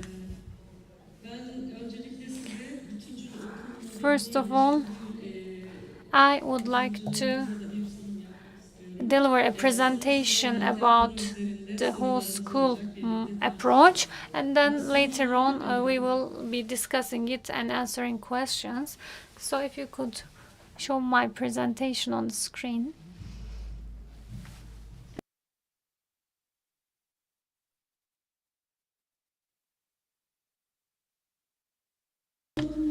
Whole school model is a model that is developed within the project on strengthening democratic culture in basic education. Actually, this is an approach by itself. The school administration, teachers, school staff, students, parents, they're all included in this model. All the stakeholders are to be mobilized here. In a while, I will be giving you some information and examples as to how this mobilization takes place.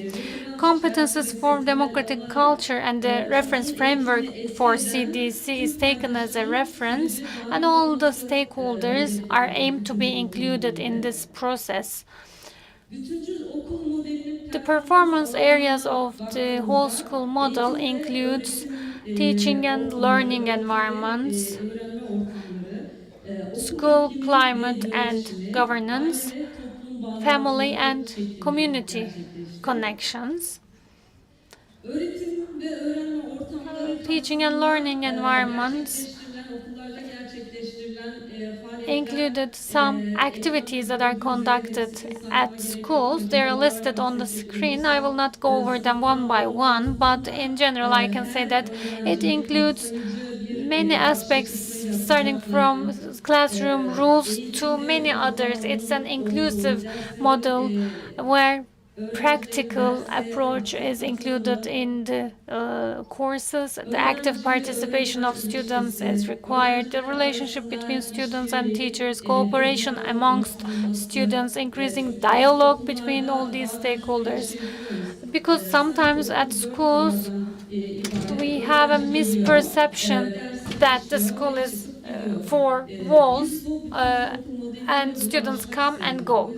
But with the whole school model, we wanted to overcome this misperception. So the dialogue amongst students themselves and between the students and teachers have been quite important. That's what we have seen during the foyer time, and you must have seen this approach in the examples and activities previously. So we also attach importance to teamwork, and you have seen teamwork in our previous activities, experimental learning, turning knowledge into skills, peer learning between among students and teachers. These are all some of the concepts that we focused on.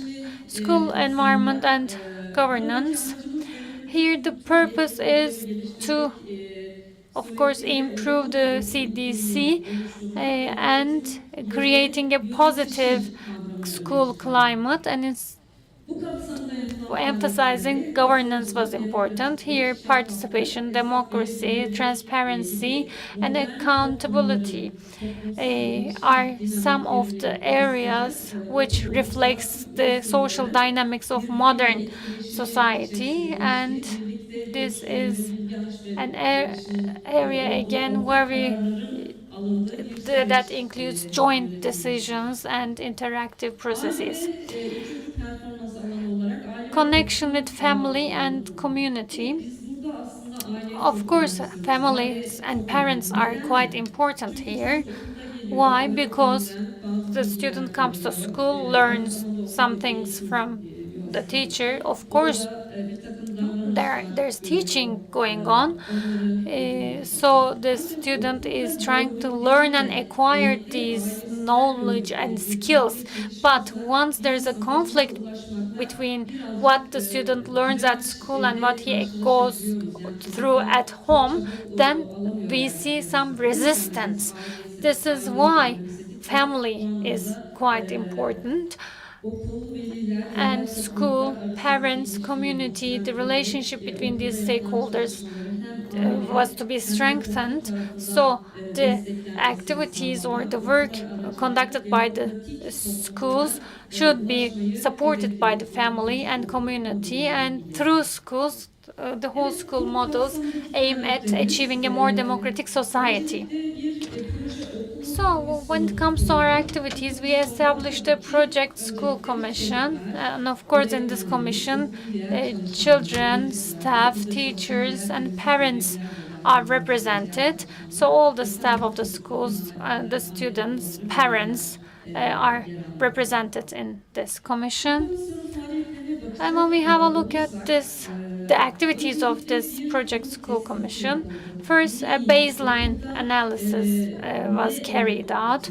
What's going on at school, the rules or policies at school, what are the characteristics of the school, what's the sociocultural characteristics of the school, what's the relationship with the parents, so on and so forth. So all these aspects have been identified, Of course, all members of the commissions actively participated in this analysis process. And later on, when a baseline analysis was made, the areas to be improved are identified, the shortcomings are determined, and the weaknesses were identified. So again, within the framework of activities, we also carried out an assessment work. Once the areas to be improved are identified, the activities that were carried out are assessed. So in order to be efficient and sustainable, these activities were assessed, evaluated all the time. Shortcomings, if any, were identified, and then they're made up for. So this was like a circle. This was like a cycle. And we also had provincial commissions in the project. They were established under the provincial national education directorates. So what they did was as follows. Sometimes at the provincial level, they may not be strong enough to be fully competent. That's why we support them. So when necessary, they coordinated in-service training at the local level in cooperation with us. They also monitor the implementation of the project. They follow the project activities at the provincial level and notify the ministry. And in order to successfully implement the model, they are in communication with us and with other relevant departments or directorates of the ministry. So, all in all, regarding the whole school model, I can say these. So with this presentation, I wanted to give you some information as to the status of the whole school model in Turkey within the scope of the project on strengthening democratic culture in basic education. And after myself, we will go on with the other panelists.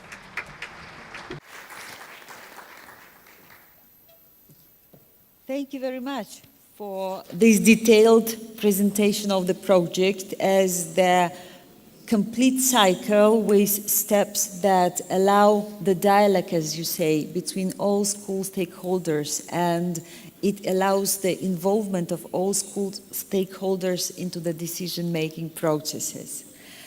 I was very happy today to hear when Ms. Sarah Keating of the Council of Europe said that this model got also an interest from the experts of the Council of Europe, and this model will be studied to see maybe it's a good example to be disseminated and to support other member states in the development of the competences for democratic culture. This is actually a fantastic achievement of the project. Congratulations. But it's not only the only way to develop competences for democratic culture. The beauty of democracy is in diversity and many different ways. And that is why we invited the experts from such distant countries as Finland and Georgia to say how it's done in your countries. So, Ms. Kristina Kaihari, the floor is yours. Yes, thank you very much, and thank you very much for this very, very interesting presentation. And I gratitude as well all the projects that we have seen today, the school projects. They are really, really impressive. So it's really, really interesting and nice to see what you have been doing here. And I would say that there are basically the same kinds of elements in the whole school approach and how we are like developing human rights and democratic practices in schools as you have been doing now here in Turkey. So, but basically maybe the context in Finland and in the Nordic countries might be a little bit different from some other countries, because as you know, Nordic countries are very democratic. There are quite modern democracies, And so it is, there are these fundamental freedoms, equality, and all these kinds of things in the society. And that's why it is very easy. The parents know what is going on, and for them it is like self-evident that we are creating all the time different kinds of methods to implement and to foster pupils' participation and the participative and democratic school culture. Because it is already very widely there, this kind of democratic ethos in the society. Women have got the same rights to vote and to stand for action in Finland for 116 years. So they have been like members of parliament such a long time. And then Finland has been a democracy like Sweden for over 100 years. So it is like there are some elements that come automatically from the society. Excuse me, is my on? Okay. You say that the society is very democratic. I'm sure that you would not say that this means that democracy is not needed to be taught at school. Okay, but in our contexts, one of the issues that we have is, for example, the participation of parents in school. When you say that families are democratic, how do parents deal with school in your schools? Yeah, of course we have got very much cooperation with the parents as well, but it is true that the kids are raised so in Finland that they have got right to say from the early ages and in homes like that. But it's true that all the time this kind of interaction with parents is very important, that they know and they are with in the processes. And of course democracy has to be defended.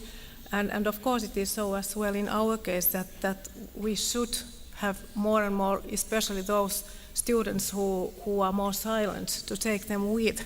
And it is always a challenge because there are always those who are very expressive and they are saying things, they are participating eagerly and so on. And then there is as well another challenge in Finland. The people are quite, well, maybe it's the mentality a bit reserved. So how to foster them to interact more and speak more, and it was very important what you meant about this dialogue, and dialogue is something that has to be fostered everywhere, and this mutual understanding and all these challenges that come from the world, which is in a big transition all the time. But coming back to this whole school approach, so it is so that we have got in the curriculum, the core curriculum, it is basing on human rights very widely, and there we have got like the general part, which is fostering, it's kind of umbrella that to foster this participative school culture, and it is an umbrella for everything that we are doing in the school. And then there are these transfers of competencies which are connected to each subject, so there is one like participation, involvement and building a sustainable future, and it must be taken into account in mathematics, for example, and all the out of classroom activities as well. But the schools have got very much freedom how they are then doing it in reality. Like you had in the schools, you have implemented different kinds of methods. And then there is civics as a compulsory subject, but there you are learning more about the knowledge base, but as well learning by doing. But it isn't the whole school community. But it's true that it's very important that the head of school know how to lead these kind of processes and how to involve all the teachers and students and then parents to this process as well. So what is the mechanism? What is the method of this involvement? Can you share some successful methods, maybe small things? What makes that people engage into the dialogue and participate and come to school? There is a shared leadership system for teachers, and there are small groups of teachers in each school that have got different responsibility fields. For example, this how to foster participation of students. And then there is always in each basic school there are these teachers who are responsible for for the student council activities, that the student councils are obligatory from the first classes. And then there is a new concept now, this kind of class council, that they start from each classes. And I heard someone mentioned here that you have got as well this opportunity here that one or two students from each class are selected, and then they are in the school council as well, and then there is this kind of dialogue as well. And then we work very much in cooperation with NGOs and other organizations that are producing very, very good tools and activities for schools, and they are always starting from our curriculum, the objectives of the curriculum, so that they fit easily into the system. And of course, the Council of Europe has been produced a wide range of very good tools that we as well use, those which fit into our purposes.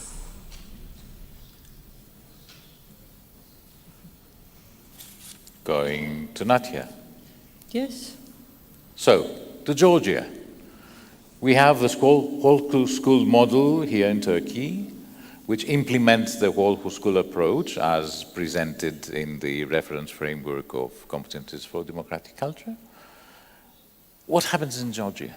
No. What's the connection of you with that in Georgia at first? Okay. First of all, thank you very much for inviting me to be part of this discussion, but can you imagine how difficult it is? Can you imagine how difficult is my life sitting next to the most successful country representative and to talk about education and good or best practices? What is my relation or link to this whole school approach or reference framework? And also, starting from Olena's question, what is for us whole school approach, the personally, how we see whole school approach and what is behind. We had a discussion just before the panel, and we were talking about happiness. And can I borrow an example from Finland? There's a very nice short documentary on the YouTube. If you will write on YouTube search box, why is the best Finnish school, you will find this documentary. American journalists will decide to go to Finland just to decide the secret of Finnish school. What makes Finnish school and school systems so successful? And the journalist is having interviews, meetings with the minister, with the school principals, teachers, and students, and he asks to teachers what is the most important for them, what they would like to teach. And one man said that he wants to teach how to be a happy person, how to respect others, and how to be respectful, and how to respect themselves. And he asks again, what the hell are you teaching? And the answer I like very much, mathematics. This is personally whole school approach for me. The happiness, how we are together putting everything, our effort, money, maybe time, investing everything in the process just to make them happy, to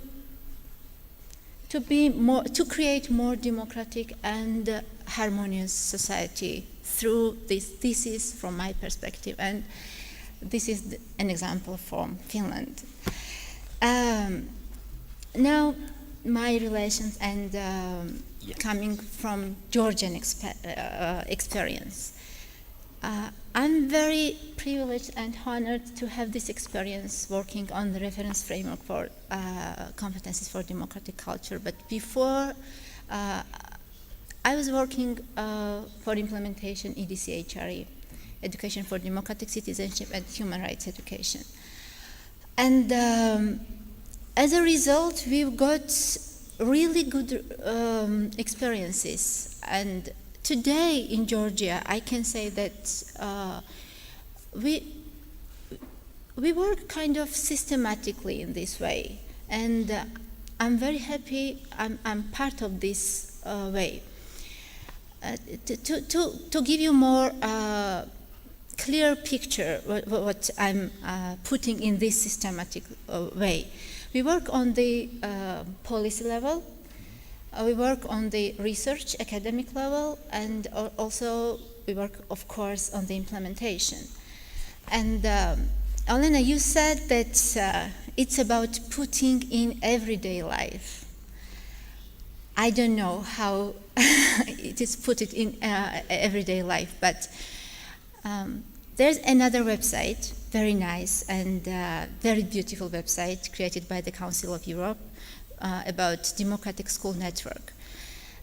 If you will open this website, there's a link, the list of countries and schools and projects, and in this long list you will discover some Georgian schools.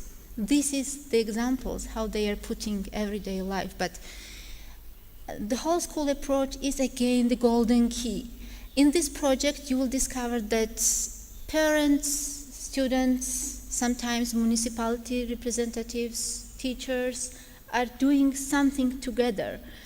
And again, my role in this process, I'm really happy to have this chance to participate in this consulting or facilitating process, just to help schools how to do that. And another maybe kind of metaphorical vision about whole school approach, and you inspired me to see this as an example when you mentioned that you created school councils, right? You mentioned about school, not commissions, school commissions in this project. One brilliant friend of mine joked once that sometimes it feels like we are together on the rails, moving very fast somewhere without knowing if these rails are connected to the station. And the whole school approach is about this. We are together, discovering where to go, how to go, but together, school commissions, school boards, students' councils, parents' commissions, maybe working with NGOs, all together creating some happy stations maybe, or something. And I mentioned, Angel, that I'm happy I had this chance in my life to work in this way, or on these materials, or on these resources and ideas. And I would be happier if I had more chance to learn from you. You are here with your very rich experience during this 4 years project, 4 years, right? Or 5 years. And we are ready to learn because we started right now another project in Georgia, thanks to the Council of Europe. It's about democracy, starts in schools, from schools to schools. And we are ready to learn from you more and to make our schools and our society more democratic. Thank you very much, Natia, for this very inspiring presentation and for the metaphor saying that the whole school approach is not the destination, not the station that you reach, but this is the way you go, this is how you reach different destinations, and you're setting the destinations where you together, where you want to reach. And there are ups and downs on this way, and this is all very natural, and because life cannot be only made of successful stories. You know, we need to fall down many times and rise up to win finally, or to reach our destination. But you say that your role is supporting the schools in taking the whole school approach. Can you speak a bit, is it a special structure in the ministry or in the institution? So can you explain how you support, how you encourage the schools? Thank you, Elena, for this question, because it gives me another opportunity to mention about the concrete steps, what we are doing. As I mentioned, we work on the policy, research, academic, and implementation level. Focusing on implementation dimension means that under the ministry we have structured way how to give organized support to schools. The main institution under the ministry responsible for teachers and school principals professional development is the National Center for Teachers Professional Development. The huge center, you had the experience working with us, and in this center there's a state program, Democratic Culture and Human Rights Education. State program means that the government spends some money annually for these dimensions, for these topics, for the needs under democratic issues. And in this program, we created supporting methodology, which means that right now in Georgia we have new curriculum, and as I mentioned on the policy level, and it's easy to say, we have explicitly given everything. Human rights education, democracy, all nice things written very well on the papers, and the curriculum as well. And now we have a reform about implementation of curriculum. And in this reform, we tried to make strong connection between curriculum and projects about democracy. And in this project, we are inviting school community representatives to work together for different tasks, but together. And the supporting methodology means that we are supporting the schools to discover their needs, then to talk about how to solve these problems and needs, how to see the better future together. Then together with us, they are drafting projects, maybe making some research, trying to analyzing data, and they are drafting plans, and then implementation is starting. And we are also part of this implementation process because they need to encourage, they need to say that, oh, what the best thing you did, and you have to share your experience to other schools, let's do it together. And so we are trying to be part of this process, but next to them, not somewhere up. And this is the luxury, having this program and this possibility. And this is the luxury coming from the centralized system. We are trying to use for the good steps the system we have. So this is the one example about mechanisms. Another example, which is more about academic level and it's about more future teachers. Thanks to you and thanks to the Council of Europe, we had a 3 years project, and we worked with the universities who are preparing future teachers. And the universities right now have organized plans how to put culture of democracy, human rights education in syllabuses, in resources. So this is joint work today, but with schools together, because during the school practice, future teachers have the possibility to test democratic competencies, butterfly competencies, how they call. And this is very interesting because together with teachers, with students, they are learning what is real democracy in the school life. And another mechanism we have is helping to create resources, and the resources are just short movies made by students together with parents or students. The mechanisms and tools and instruments are diverse, so we are now to in the process to use everything, every possibility, but democracy and whole school approach, as you said, it's about the way. And I cannot say, unfortunately, which instrument is the best or better than other.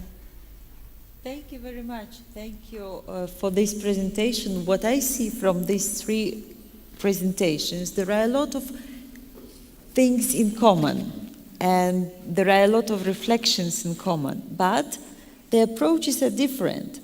One approach is the grassroots approach from the school, making sense to the document and implementing their own way, to the whole school approach just as the part of life and everyday culture of the society with the long tradition, to the whole school approach that is very much encouraged and supported by the Ministry of Education and by different efforts of organizations.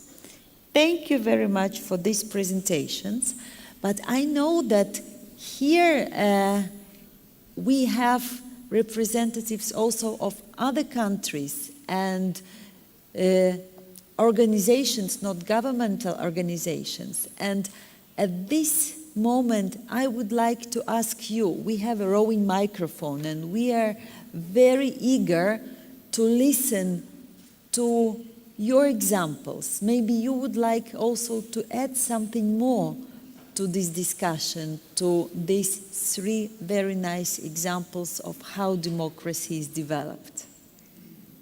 Please, Bisha. Yes, please. Please introduce yourself and tell shortly how it works at your institution. Rebecca Wege from the Zurich University of Teacher Education in Switzerland.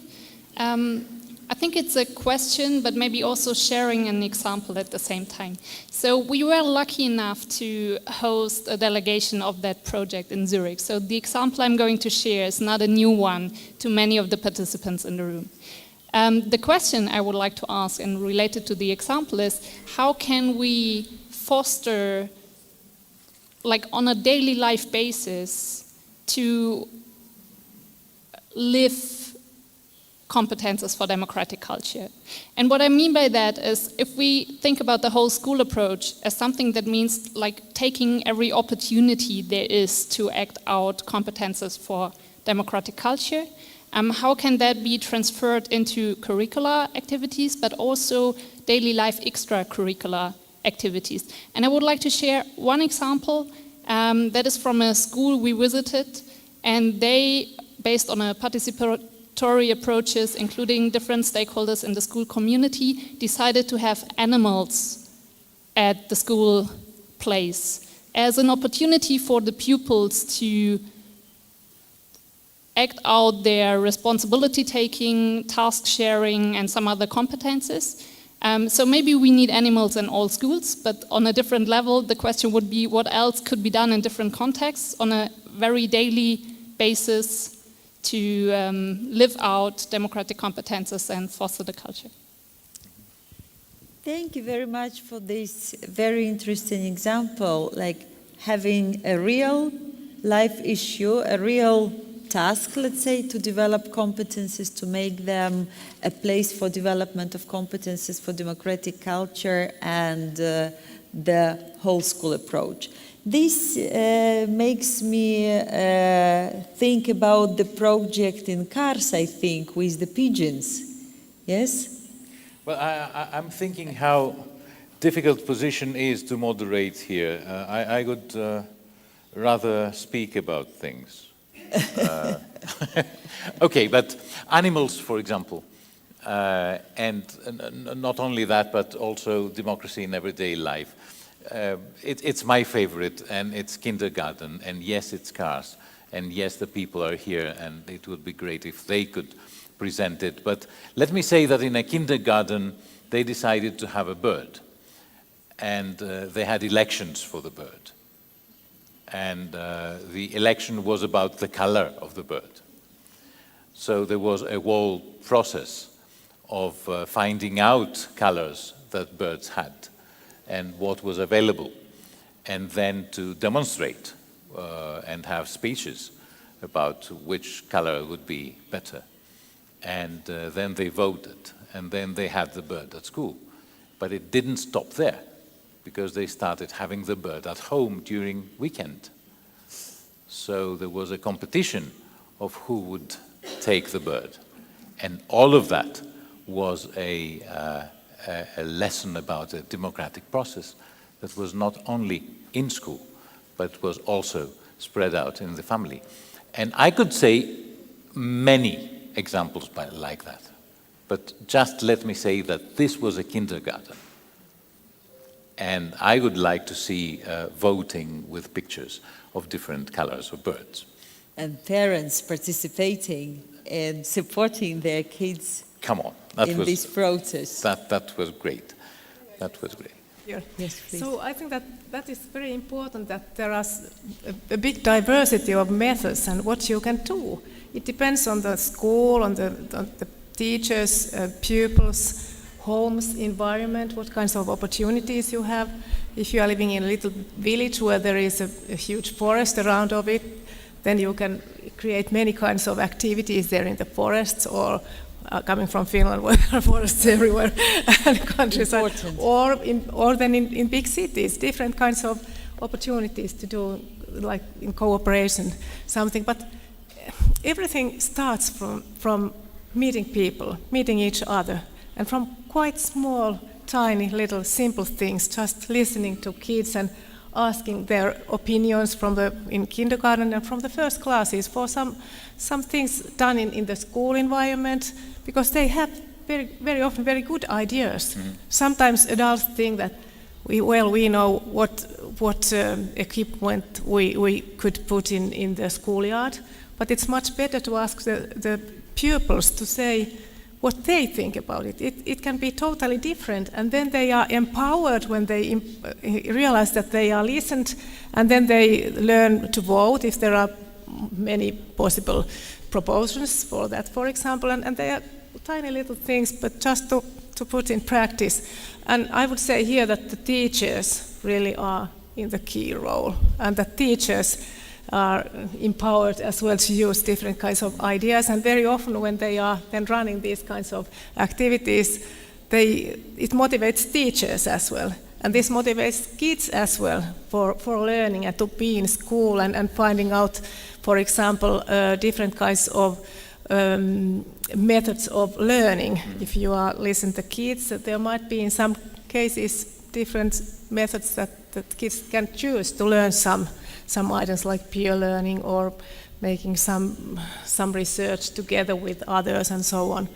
So this is very important. And now I want to mention that this cooperation is very important, not only with families, but if I think about, we are just now having a project in Finland, and it is the democracy project 2025 of our government, and one part of it is fostering participation and democratic culture, because there is a big worry in Finland that even if the young people know very much, they are not at all eager to vote in the elections when they are 18 and after that.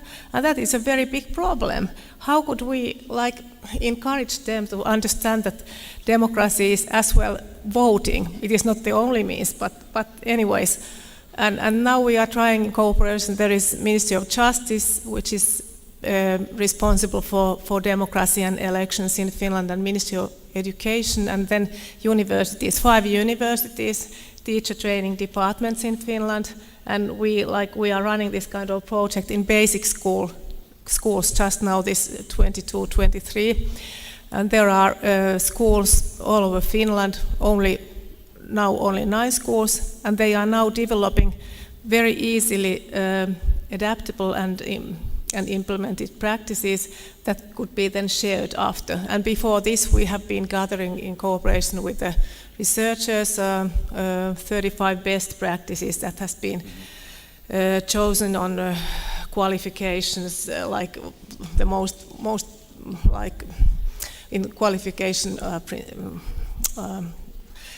that has been the way how they we can still share But Yeah. unfortunately, the time of our... But I just want to say that the Very reference short. framework is as well mentioned in that. So, and we try to find out if we can still do things better. We have to develop all the time these things in all the societies.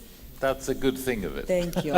We have to be now very strict in time. There is one voice here and one voice here. So let's just... And one voice here. So three voices. I have some this questions will be before the and voices. 4 voices. Yes. So, and everyone has 1.5 minutes to speak. Unfortunately, I would love to stay because it's really very interesting discussion that we have now. Well, we invite you to find the way to intervene to the next panel, too. You can join us during the coffee break and intervene. Find ways. Okay, please. So please. Go on. The microphone is coming. Thank you very much. My name is Anna Maria Vicek. I'm State Secretary at the Ministry of Education, Science and Technological Development of the Republic of Serbia. I would like to share on one side our experiences with the project on implementing the reference framework for CDC, and I would have a couple of questions as well, so I'll try to be very quick. Since 2018, we have been implementing the project, and if I would have to say one word that represents our thinking about this project, it would be pride, because we are very proud of the results that have come out from this project. We have applied not only the whole school approach, but it has been a bottom-up approach. We had at the start 20 schools taking part in a pilot project, and they have learned how to write action plans to implement the CDC, which is not only in classes, but also in extracurricular activities involving not only parents, but the wider society, the local communities. So if we think about what we have accomplished throughout the first 2 phases of this project, I would say that maybe we have gone a little more global, maybe we have gone a little more wider than what we have first started, and that is what is absolutely supporting that it is a whole school approach, because not only have we had results at the school level, but now we have the policy level as well included, because we have implemented, we have guidelines for 10 subjects on how to implement the CDC in mathematics, in history, in music, in several topics. So that is something that we are really proud of and that we are willing to share. When it comes to collaborating with the community, with the parents, we think that it's very important to speak about not only the parents' rights to take part in their children's school life, but we have to talk about their obligations, their duties as well, because it's not enough if a parent just says what's not being done well at the school, which we hear about tremendously over the social media and over different channels. But it's very important for parents to see that to become not only democracy, but also tolerant, accepting society, parents have to do their share at home as well.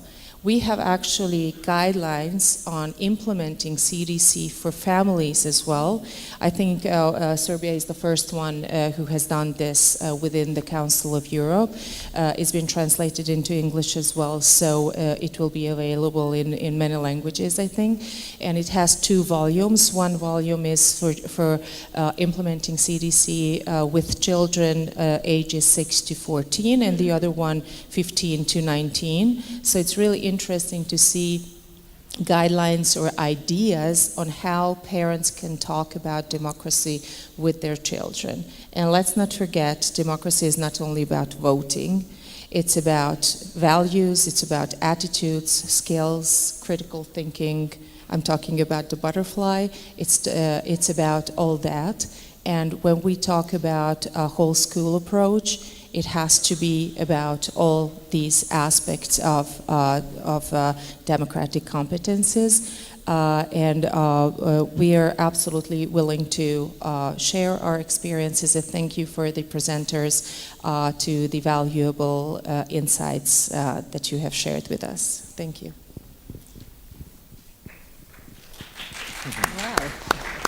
Thank you very much for this presentation. I have a feeling that one day is not enough. We are just starting, seeing how many treasures we have here in this room. And this is an idea for the Council of Europe and all the projects, how to bring people together and how to encourage these conversations and experience exchange.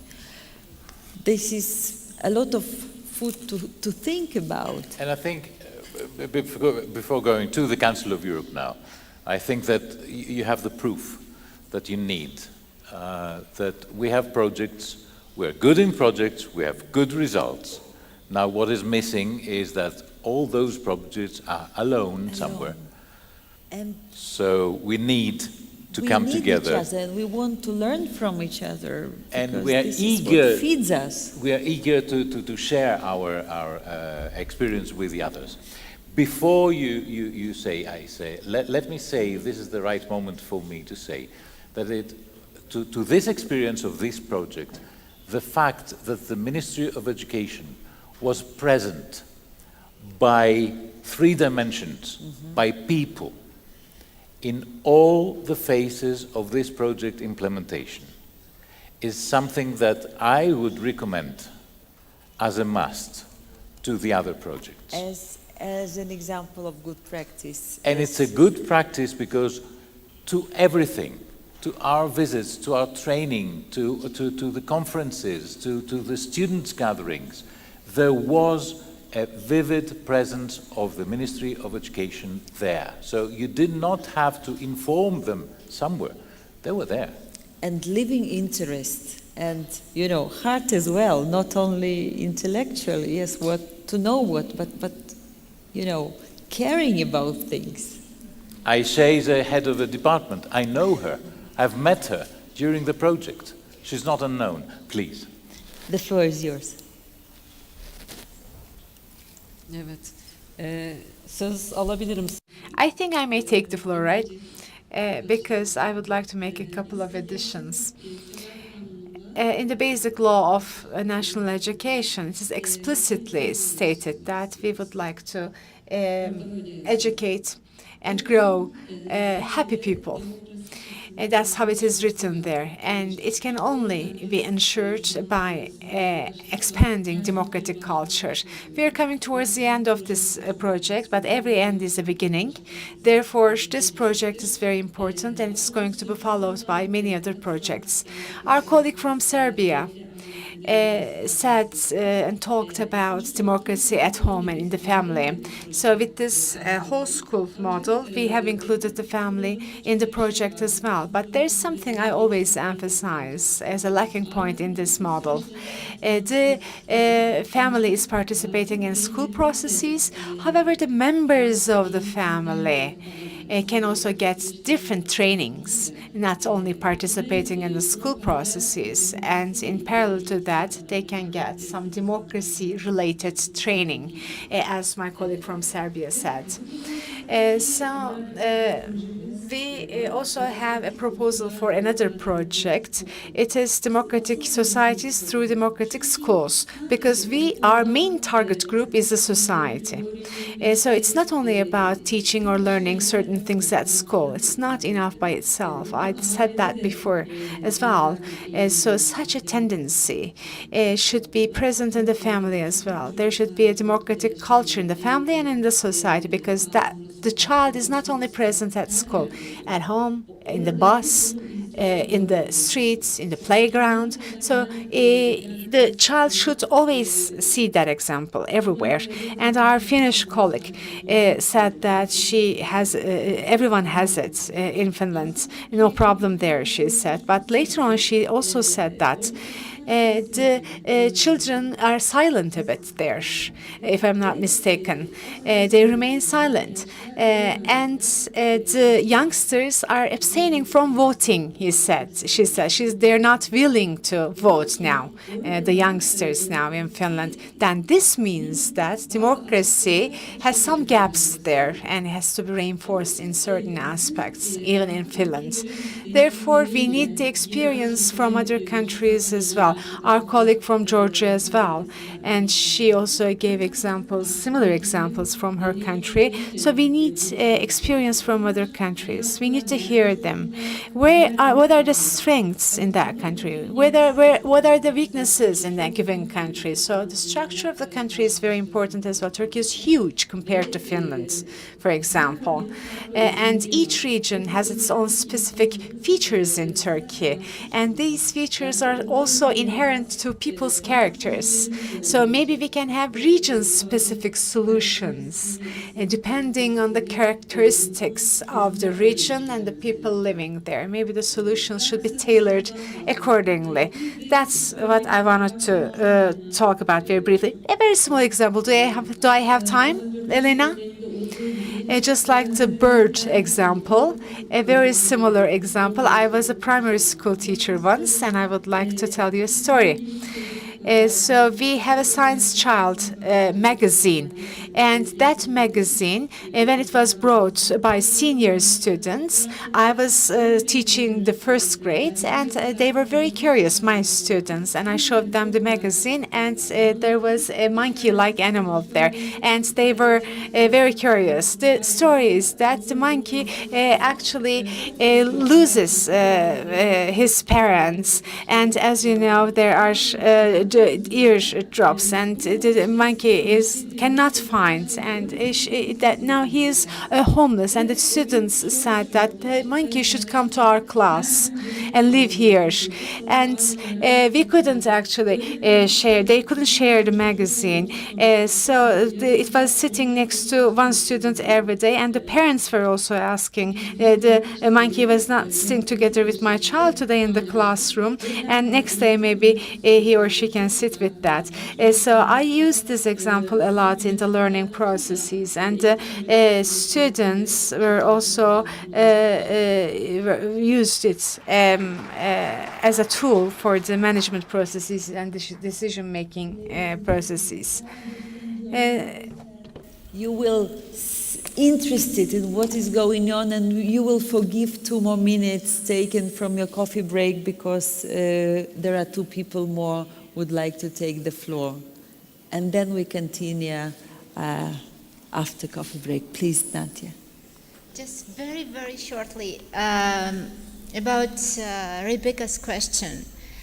I want to react that without support of Zurich University for teacher education, Georgian experience would not be so rich as it is today.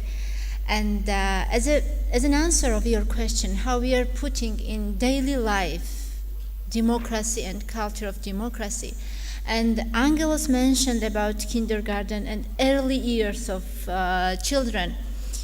We found that the best resources to use in this direction are the resources developed by you, Zurich University.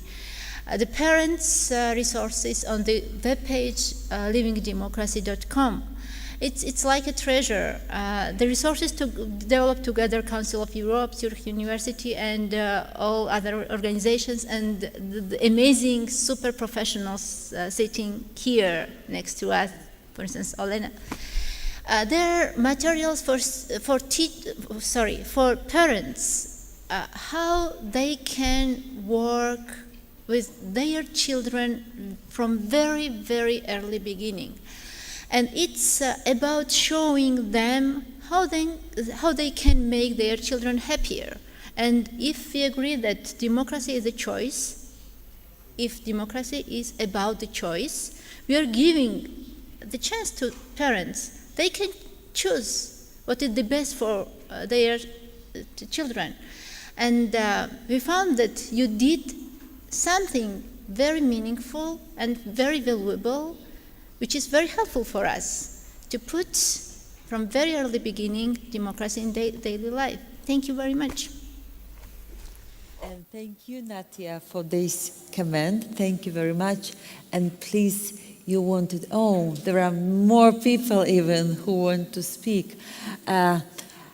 Let me give you the floor after the coffee break, and you were promised to speak now, so please speak now, and we will continue. Yes, I see you, and you will be the first to speak after the coffee break, because actually we will be speaking about the teacher training, which is very connected to the issue of democratic school governance. Please give the microphone to the lady here. Yes, I see you as well. Söz verdiğiniz için çok teşekkür ederim. Thank you very much for giving me the floor. Bahar Özay is my name. Under the Boğaziçi University, United Nations Sustainable Solutions Network coordination is my job since 2014. And even before the Sustainable Development Goals were announced through Boğaziçi University, we were working on SDGs and Millennium Development Goals. And since then, we have been working on these goals throughout Turkey. I would like to congratulate Minister of National Education, Council of Europe, and the European Union and every other organization in the process for such an excellent organization and project. Today, I'm more hopeful because Sustainable Development Goals are a framework for us, but at the same time, seeing this cultural framework and seeing democracy shaped accordingly makes me think that in the context of Sustainable Development Goals, for countries to solve their problems, the children, the students should be strengthened and the resilience of the societies should be increased. That's what we recommend. And I see that democracy is the basis for Sustainable Development Goals, and all the objectives actually serve for the same purpose. Under the leadership of UNESCO in 2017 and 2020, there are some basic and fundamental documents published, and that is about whole school approach. So it's explained and described in the same manner as it is described here. So my intention, my wish is that since we have such an excellent project already, maybe you have experience there, but as democratic culture is disseminated in basic education, maybe Sustainable Development Goals should be integrated. Maybe it can be reviewed from the perspective of SDGs. As Ayşe Hanım said before, so the local context should also be evaluated in order to change certain characteristics. So if you have experience from Finland or from Georgia or from you yourselves as consultants, if you have some experience in relation with SDGs and democratic culture, I think it's going to be very useful to hear. Because as you know, last week and this week, under the leadership of UNESCO, in the United Nations, there was a summit, Transforming Education. It was especially about strengthening education, which was kind of weakened during pandemic, and this way we can actually increase the resilience of students and societies in the education field. So it's a very important basis and a strong basis. And on the 4th of October, let me make a small announcement. Boğaziçi University, the Bosphorus University, is going to provide a training about SDGs and climate mobilization for teachers. It is the Center for Lifelong Learning in Boğaziçi University. You can also follow events from the social media. We would like to disseminate and roll out such activities even more. And as an answer to the previous question, as the gentleman said, so as the schools, as the stakeholders, we have isolated works, but how are we going to join and merge them? UNESCO last week carried out Education Network for Sustainable Development was established. and it covers all the stakeholders, teachers, students, youngsters, teachers. It's a network where all these stakeholders can exchange experience.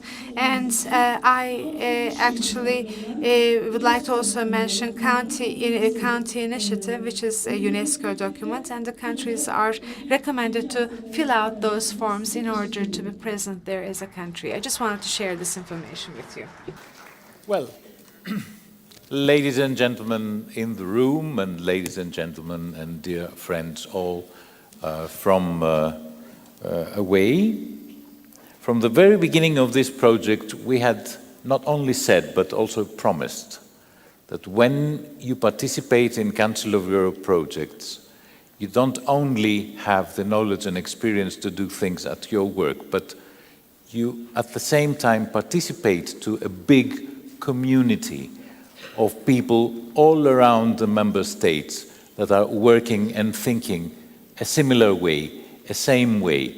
This way that makes us feel familiar with ideas coming from so different contexts and so different countries. But it is because we are working on the same dream for peace through the Council of Europe projects. For this feeling and for this experience, I would like to thank you, Natia, and you, Christina, and you, Ayşe, for participating in this discussion. Thank you very much. Thank you.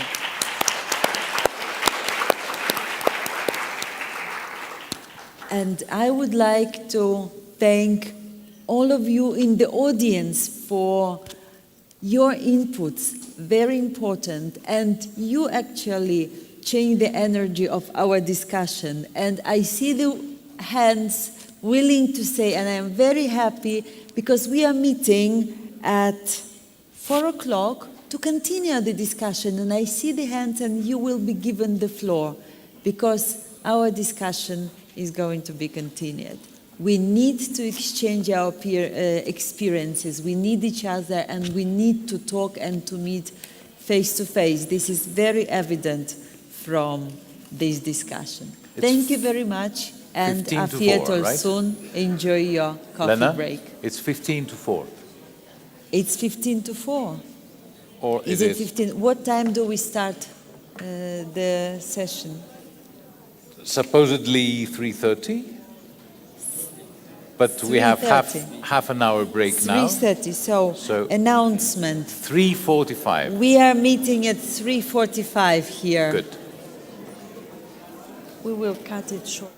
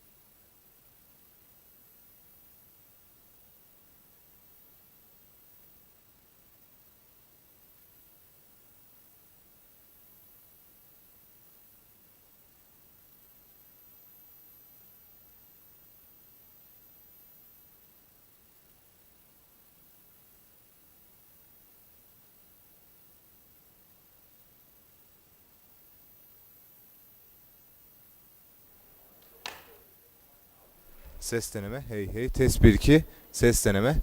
Hey hey.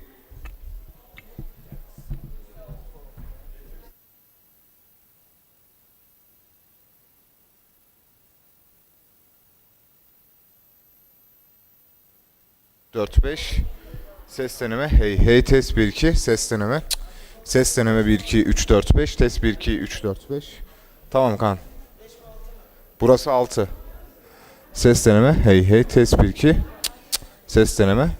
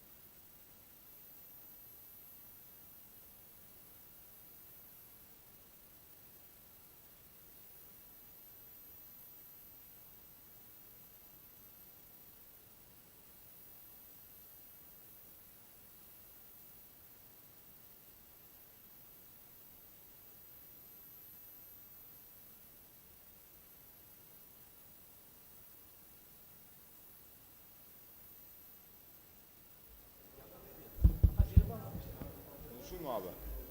2 numara bu. 3 numara. Ses 1.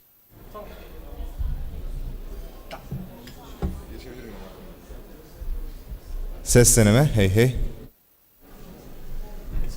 5 numara. Ses deneme. Hey hey. Test 1 2.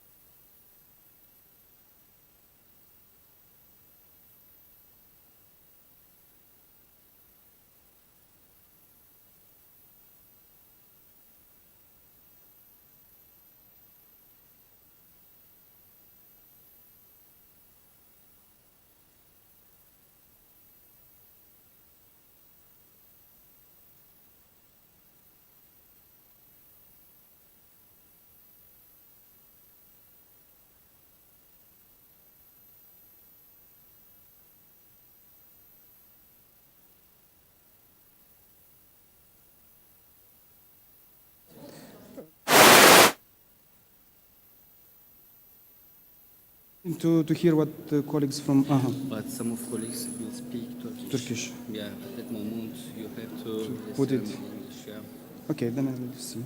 Your role is very. So many. Yes.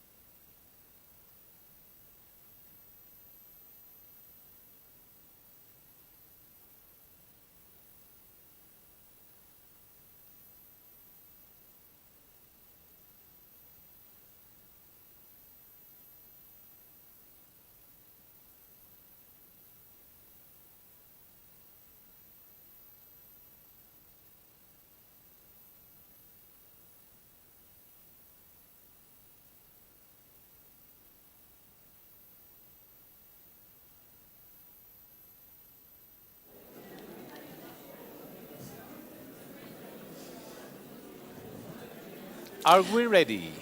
Not Are we ready? Are we ready to start? Great. Yes, You want to Tulin speak? says. You want to speak? Okay, good. Yes, I see you, and we will start with you because we promised that we will not finish our previous conversation just like this. If you still want the floor, so we will start this session with the feedback, with the questions and with the stories from the audience, because this is actually the most important aim of our meeting, to give you the floor to speak and to hear different experiences. But we will be very strict with finishing time. We have to finish at 4:30 this round table. So please, respectful experts, if you can make sure that your presentations, initial presentations, will be around 5 minutes, that would be very helpful. But saying that, let's continue. And you wanted the floor. Please give the microphone to the lady. Please introduce yourself. And the floor is yours. You see?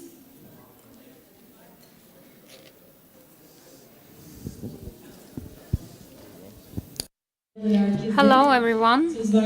Thank you for giving me the floor. I come from Kars, Nasrettin Hoca Elementary Primary School. Gamze Avcı is my name. My colleague Fatma Hanım is here too.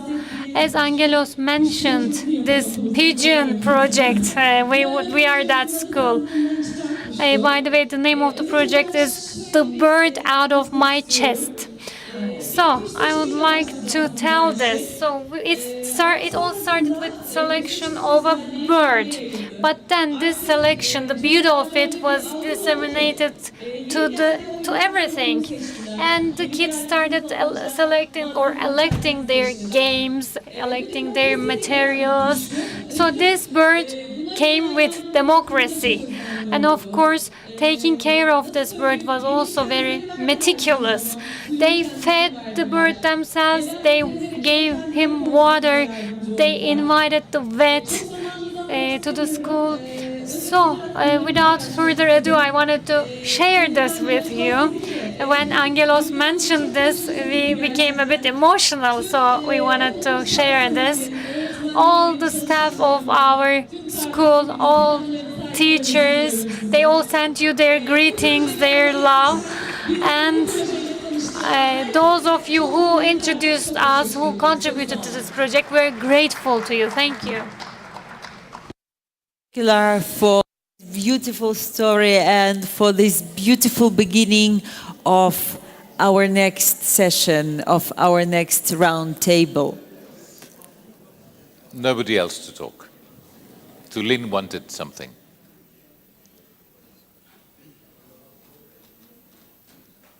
There, please. It's coming. Teşekkür ederim. Tülin Şener, Ankara Üniversitesi'nde öğretim üyesiyim. Projenin ulusal danışmanlarından biriyim. Emeği geçen herkese, öncelikle bütün öğretmenlerimize çok... Thank you very much. I'm Tulin. I'm from Ankara University. I'm one of the national consultants of the project. I have a question in mind from the previous panel. Actually, we discussed this in the break, but the emphasis on teacher trainings is quite important for me. Maybe later on, when policy recommendations are developed, this was also emphasized. So teacher trainings and all these competences should be included in these trainings. As I am an academician myself, I attach even more importance to this.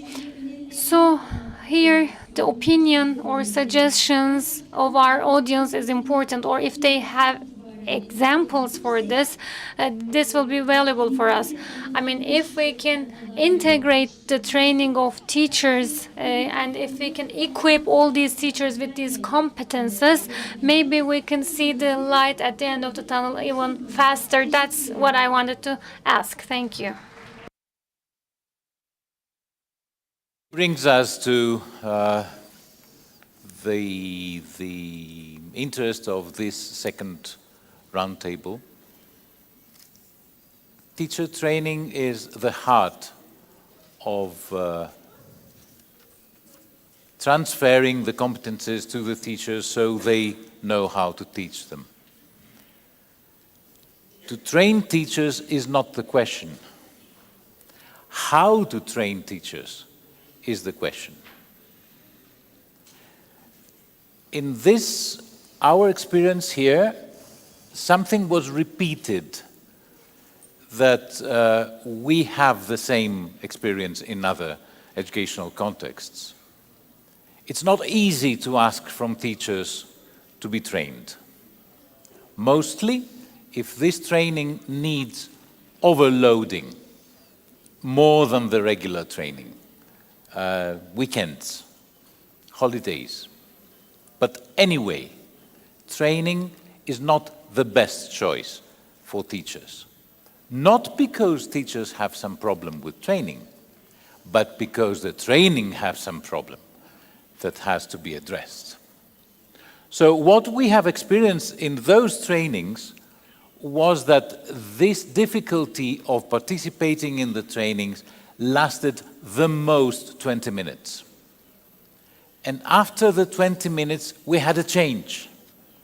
And different things happened. And this was not by chance. So this is what we're going to discuss the same way. But before we are going to discuss it and before we introduce our respectful experts and give you the floor, our hearts and our best greetings go to 220 fantastic people from 10 provinces who came here 1 year ago, just 100 meters difference, reluctantly, with a lot of reservation, with a lot of questions.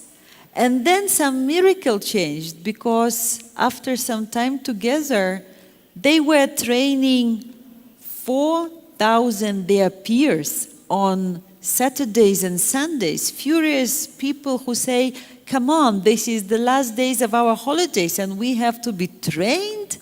And Saturday and Sunday, that was, they were telling on Saturday. But then on Sunday, they said, we want more. Saturday evening, they said, we are curious, we are interested in what is going to happen tomorrow. And after that, these people, they were able to implement 1 hour projects, to implement whole school model. They developed beautiful projects, they changed the culture of their schools, they were able to develop competencies for democratic culture of their learners, and they were saying, we want more trainings like that, because that was different. And that happened because of you, our fantastic trainers who are sitting in this room, but also trainers who are now in the 10 pilot provinces. So our big words of compliment for your job that you did. Thank you very much, and our appreciation.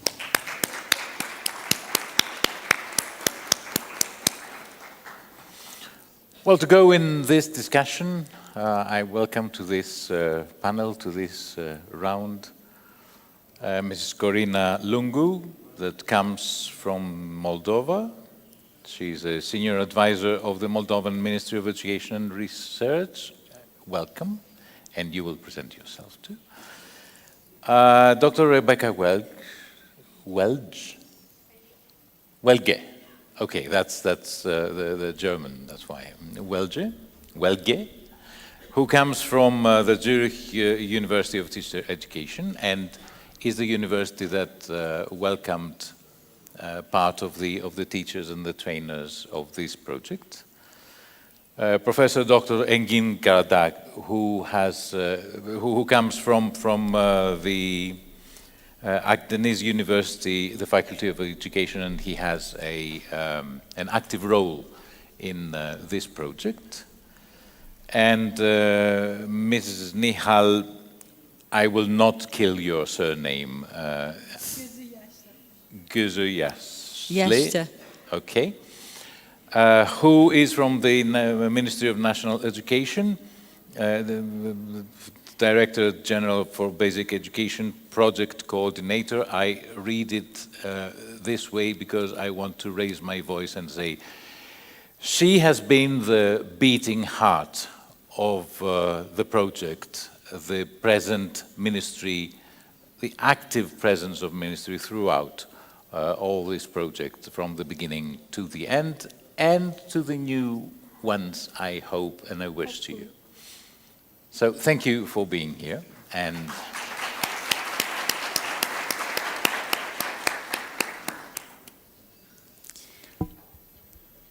teacher training. Teacher training. What happened in Turkey, Nihal?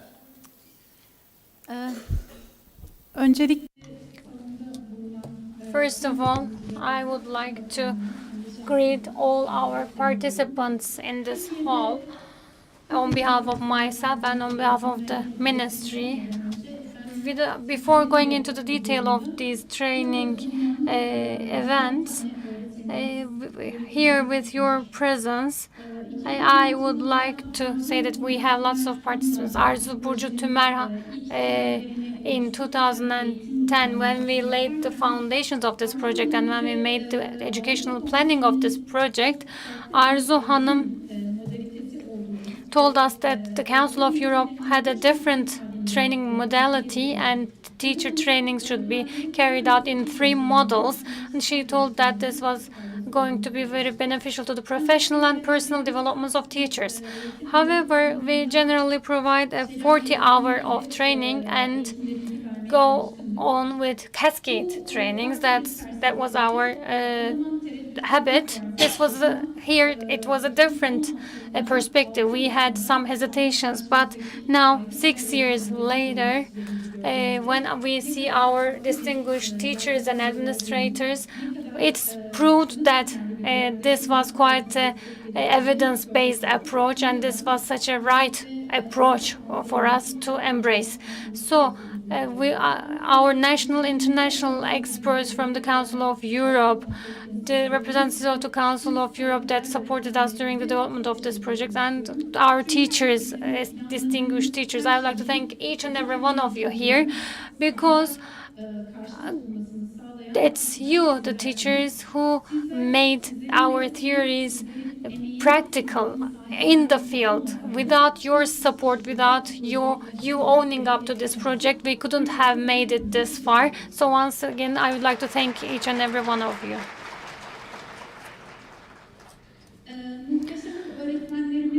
Yeah, we have fantastic teachers. So with these fantastic teachers, we first made the needs analysis before we developed the content of the project from 10 provinces, from the administrators and from teachers from each level. We collected feedbacks.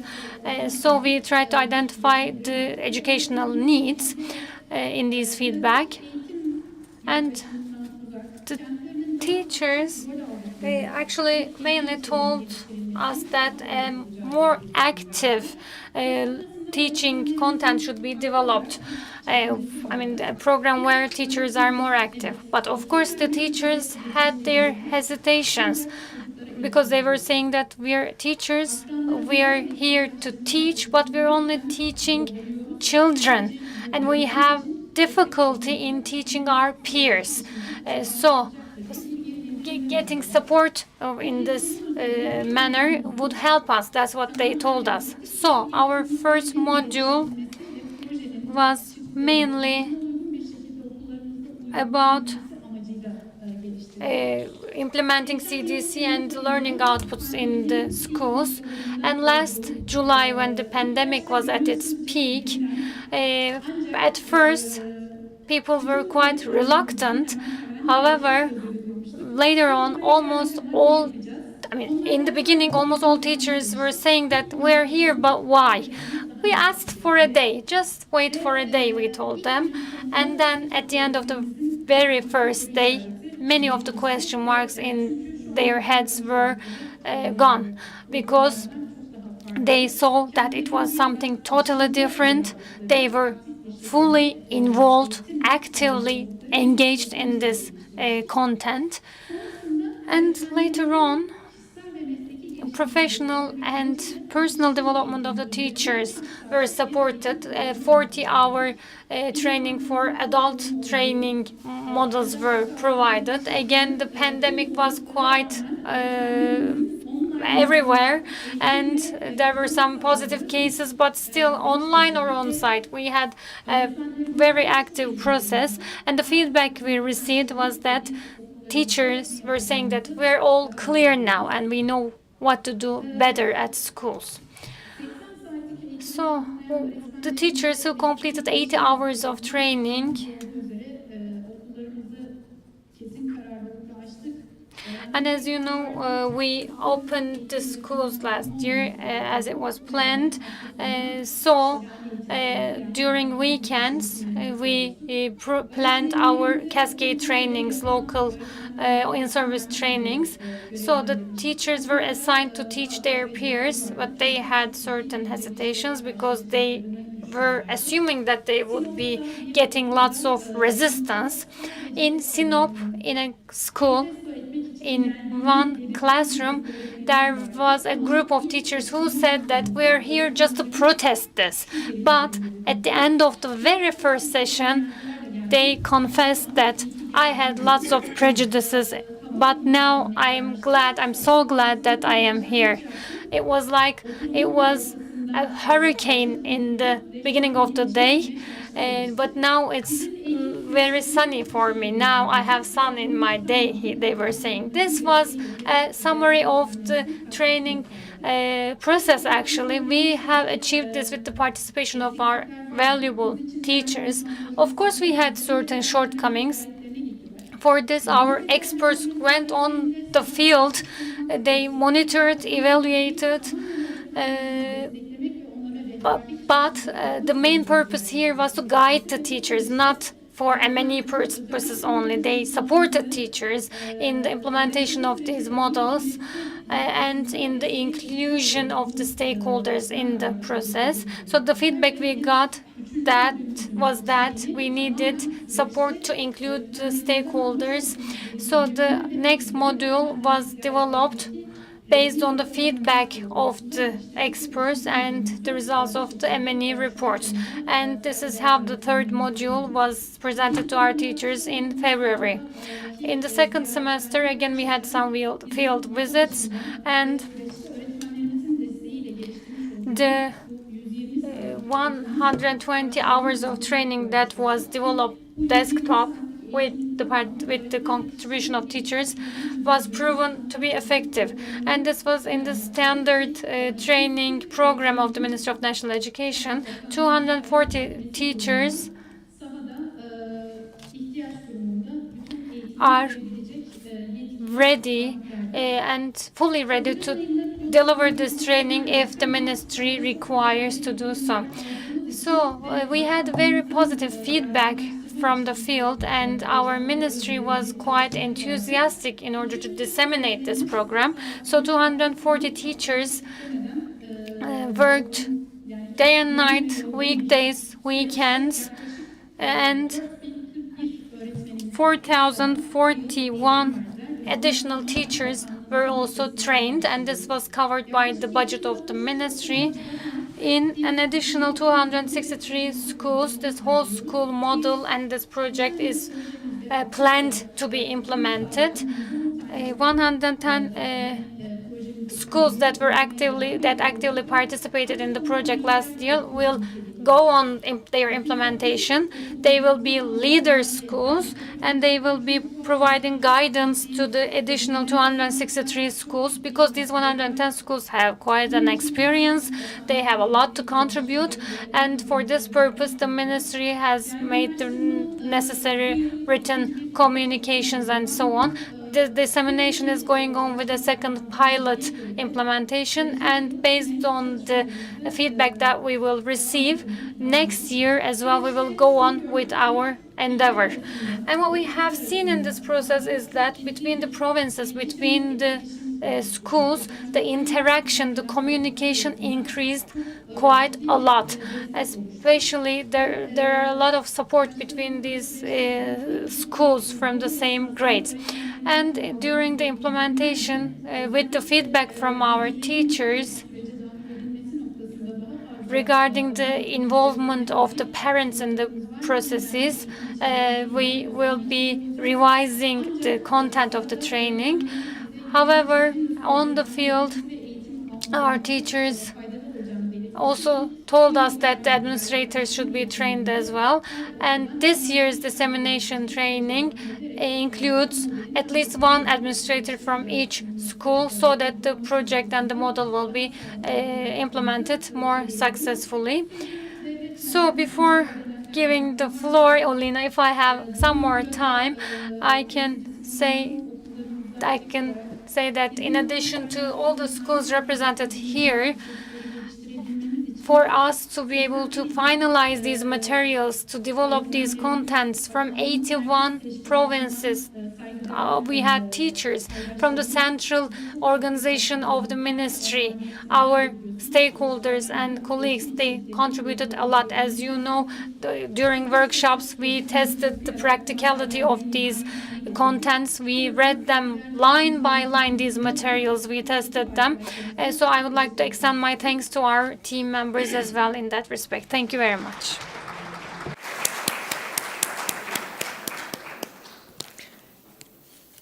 Thank you very much, Nihal, for sharing this really example of good practice.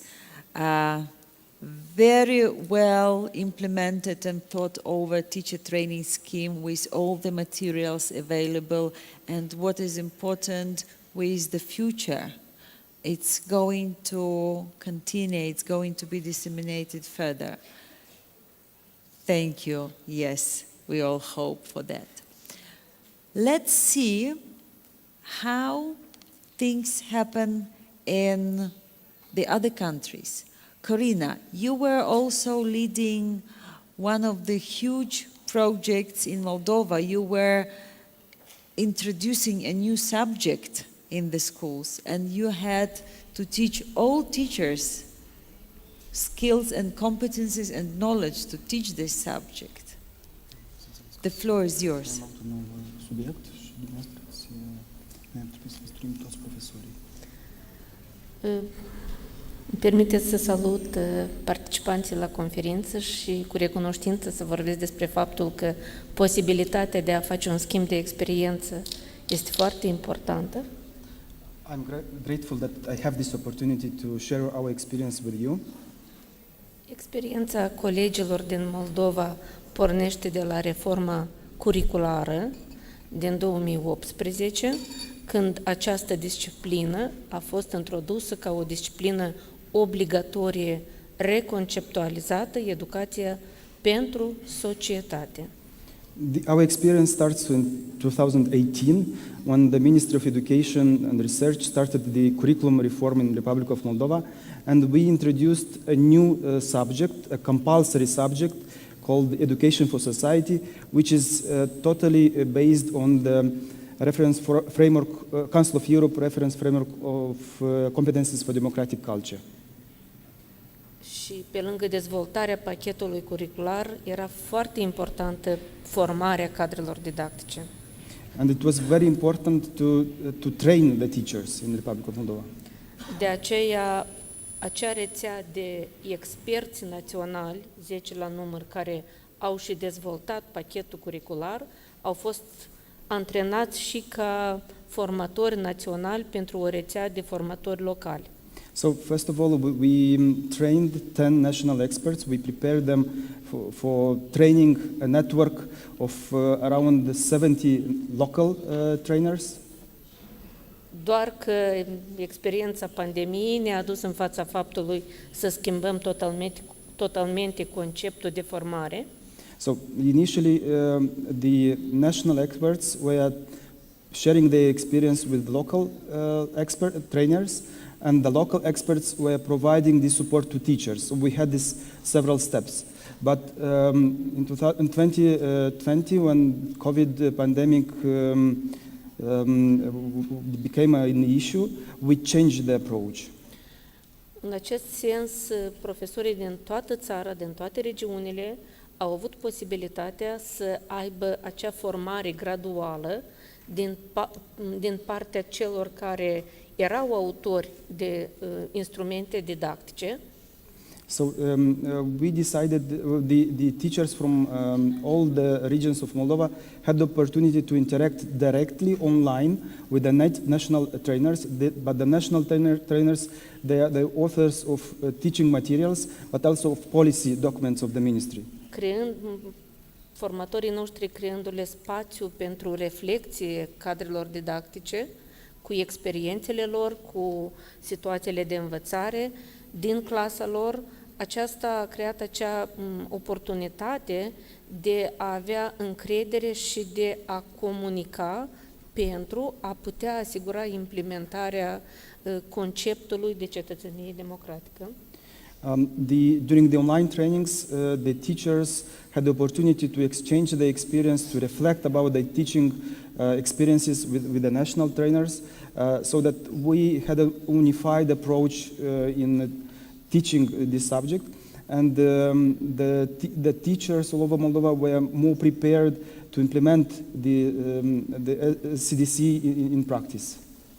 Schimbarea atitudinilor care formatorii le-au demonstrat colegilor a dus la perceperea și la schimbarea procesului de formare profesională la disciplină. The way the approach of the trainers helped the teachers to improve their teaching methods, the didactics, and the proper implementation, gradual implementation of the subject in practice. Desigur că toate lucrurile astea au avut loc în paralel cu crearea unei programe de recalificare. But this teaching process was organized in parallel with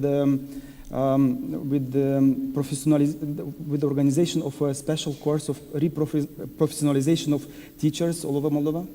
Și elaborarea unei programe de didactică la educație pentru societate, un program acreditat. The master. Da, de master. And also we also developed a master degree program on didactics of education for society, which is implemented in the universities. În așa fel ca să avem această formare sau această asistență didactică a profesorilor atât la etapa de formare inițială, cât și la formarea continuă. So that we could provide to the teachers the opportunities and the future teachers the opportunity to improve their teaching skills during the in-service training, but also in continuous trainings. Și repet că aceasta a fost ca o provocare pentru minister, mergând la nivel național cu o disciplină obligatorie în planul cadru distinctă, și suportul și comunicarea Consiliului Europei a fost de fapt una determinantă pentru a putea veni cu anumite rezultate pe dimensiunea educației pentru democrație. So this process when we started, this was a very challenging process, but we had the support of the Council of Europe, and the Council of Europe supported us in the process of implementation and gradual implementation of the subject in all over Moldova. Thank you very much, Corina, for sharing. Thank you very much, Corina, for sharing your strategy to approach teacher training. And what I hear very important that you also developed a master program so that you can put in the pre-service teacher training. And here we have Professor Dr. Engin Karadag, who will also speak about this element in the Turkish system of education. But before, I would like to ask Rebecca Velge from the Institute of Teacher Training to say how you are doing it on the everyday basis. And you have 4 minutes, please. Thanks. I think like we already talked about how the International Projects in Education Department was involved in material development. And since a study visit in Zurich was part of the project activities, also many of the participants have heard a lot about the Swiss context and how it is very participatory on the one hand, but also very decentralized on the other hand. So many solutions can be found at the local level, including, for instance, school budgeting, just to reframe that as the context of the Swiss system. I think, like, giving the time also, what can I add to such a successful project? And I think, like you mentioned earlier on, Angelos, that in the beginning of the trainings, there was a lot of hesitation, but then after 20 minutes or something, it was kind of resolved. So that sounds like a miracle. And maybe we can think about how to unpack the box. So what kind of ingredients might have been there that may have helped that the hesitations were gone. And I guess, I haven't been in all the trainings, but I guess that one of the ingredients was that people felt very invited, let's say, as human beings. I think in the video today in the morning, we heard these comments where there's justice, confidence, growth. And I think the way you are treated in such a training makes you most likely feel more comfortable and then also raise your own voice. I think that might have been one ingredient. I think another ingredient, not being in the trainings again, might have been that you create a lot of creative spaces for trial and error. So not everything has to be perfect from day one on, but it also doesn't have to be perfect after hours of trainings. But it is like part of the training is that you need to develop further. And part of developing further is making errors and learning from them and then keep going. We already talked about the Living Democracy website, and I think we touched a bit earlier on upon also the material that is available by the COE, like the RFCDC portfolio now, or the teacher reflection tool, so all kind of things that took place in the background, let's say, that also were there on your disposal. And then I think like maybe where the magic happens is how do you create ownership? So how do you ensure that a concept is not seen any longer as something abstract that we now need to kind of implement in our lives, but that we feel the urge and importance of such concepts to be implemented. And then may it be, we talked about SDGs earlier, or we are talking about the IFCDC mainly, so may it be different concepts, but what can we do in order to kind of own them? And then the thing might follow up magically. Let me say, one of the major questions and issues of our trainers, teachers, on the way to become trainers was that, for example, one of them said, I have 2 years of experience, and now you ask me to go back to school and train colleagues that have over 20 years of experience. How can I do that? So we worked, as you said, and we took of the experience of your university, saying the following, but you're not going to teach them. You're going to train them. So you are not the wise person that is going to bring the wisdom and implant the wisdom in their minds and bodies, but you are the one that will create an educational environment for them to exchange experience, to share experience, to learn together, to invest on their own knowledge. And this is the magic, this is the trick. Yes, Just Rebecca. as a follow-up, I think very much this is also about walking the talk. So how can we show the methodologies which we would like to see later on in the training application. So. And that's what happened. Please, Engin.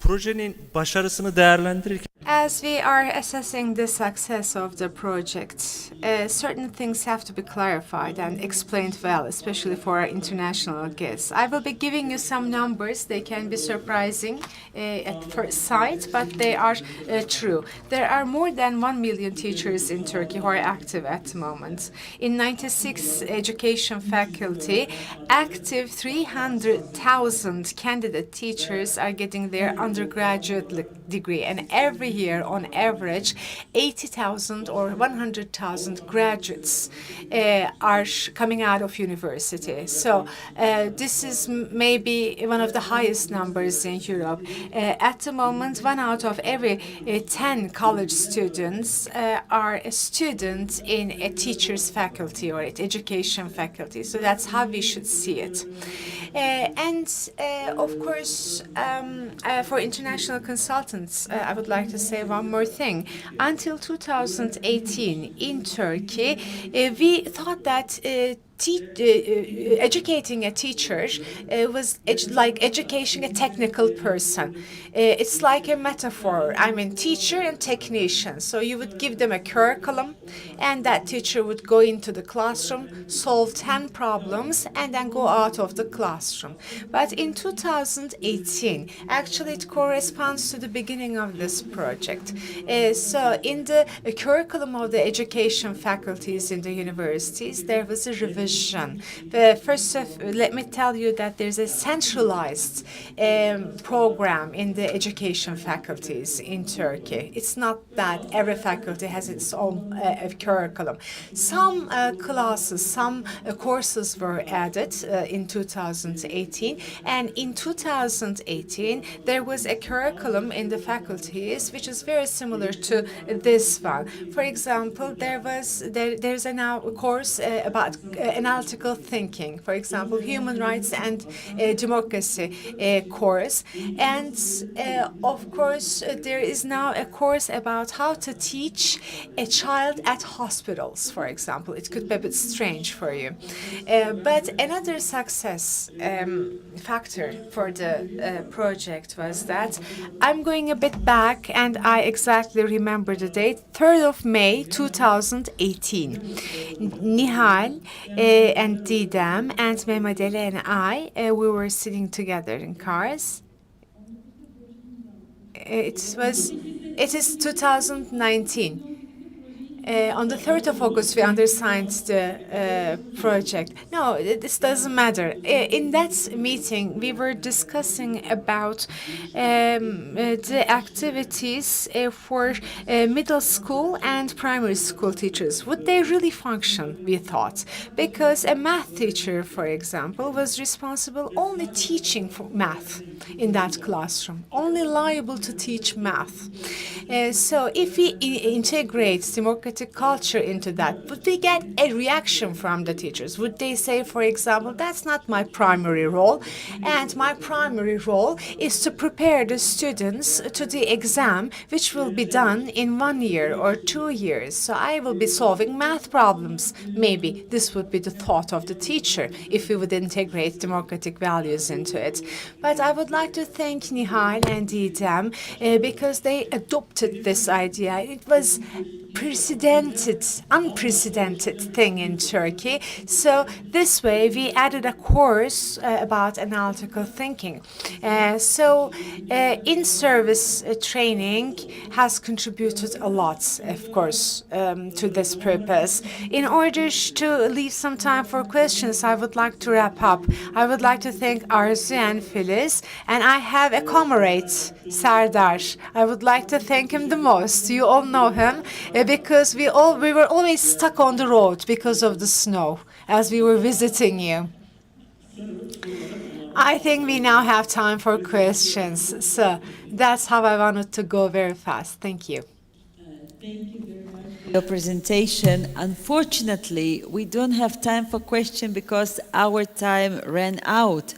And to conclude this session, I would say that the main outcome of this session is that we have just started this conversation, and we see a big treasure that we have, a tool which is called teacher training in service and pre-service, that really makes the magic, that makes the difference. And it is not fair to dedicate 30, 40 last minutes of the conference or a big event for the teacher training, because actually teacher training influenced these fantastic results that were showcased today in this conference, concluding conference of this beautiful project. And maybe what comes to my mind right now is that we need to take more time and attention to teacher training, to put it into the right place, because we all agree that there's magic there, and there when it happens, where the change happens. We saying this, yes, Angelos, I think you want to say something. No, I won't say many things, but I will refrain. Just to say that, see, I'm talking again. And we have examples. We have examples of the teacher trainings that worked. You had 3 examples here. We can have more examples there. Yes. What we need also to underline, I think, is that by teacher training, things do not come to an end, but they come to a point. And then we need to meet again, and then we need to care for the sustainability of the training, and then we need to have groups of people that were trained together and go on discussing about things, and then we need to acknowledge that there are trained teachers, that they can do things. Thank you very much for this participation. As Lena said, it's the beginning rather than the end. So let's say that we finish this session in order to give time for the future to come closer. Thank you very much. Thank you.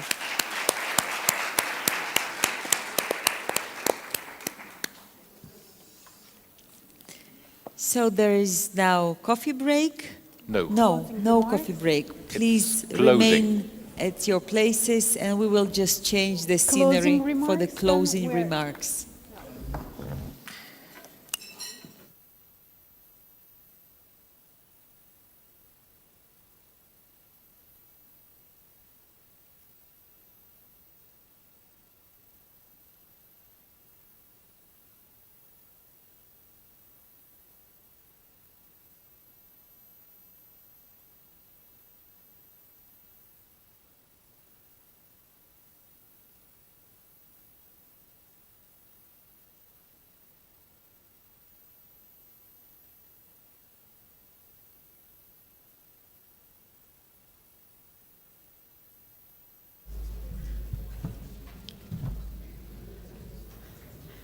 Okay. Well, this is the end of a long day, but I think we all feel very energized after all the discussions. We learned so much about the project in Turkey, and all the results on all levels, including the whole school model, teacher training. It was so interesting as well, I think, to hear all the examples from the schools as well. And basically the bar has been set very high here in Turkey for the implementation of the reference framework of competencies for democratic culture. And I see that there will be more activities, more work done by the ministry even after the end of the project, which is very important. And this was really due to all the commitment and partnership that the Council of Europe had with the Ministry of National Education. So I'd really like to thank all the partners for your dedication and a real spirit of partnership throughout the whole project. And we hope to continue this work with all of you also in the future. I think another important aspect of this day was hearing what was happening in other countries. So much is happening. I mean, many things I certainly don't know, and I'm probably you either. And we can learn, I think that was one of the lessons that we've learned today, is that we can learn so much from each other. And I hope that we can have more of these kinds of conferences, really to focus on the actual implementation of this reference framework for competencies for democratic culture. Because we, in Strasbourg, where I'm coming from, we talk about conventions and legal instruments and different frameworks, but this is the reality, what you're doing. So I think we need more and more of these kind of exchanges, and hopefully the Council of Europe can facilitate them. And I'd really like to thank all the international participants who came here to Ankara for today. I know it's a busy period, it's a beginning of the school year, so I'd really like to thank all of you for coming, as well, of course, our experts as well. And I'd like to thank the EU delegation as well, who've also been a partner in this project. And finally, last but not least, I really want to extend a really warm thanks to the Council of Europe team, to Bediz, to Yasin, to Serdar, the whole team, and you've done a fabulous job. So thank you very much. And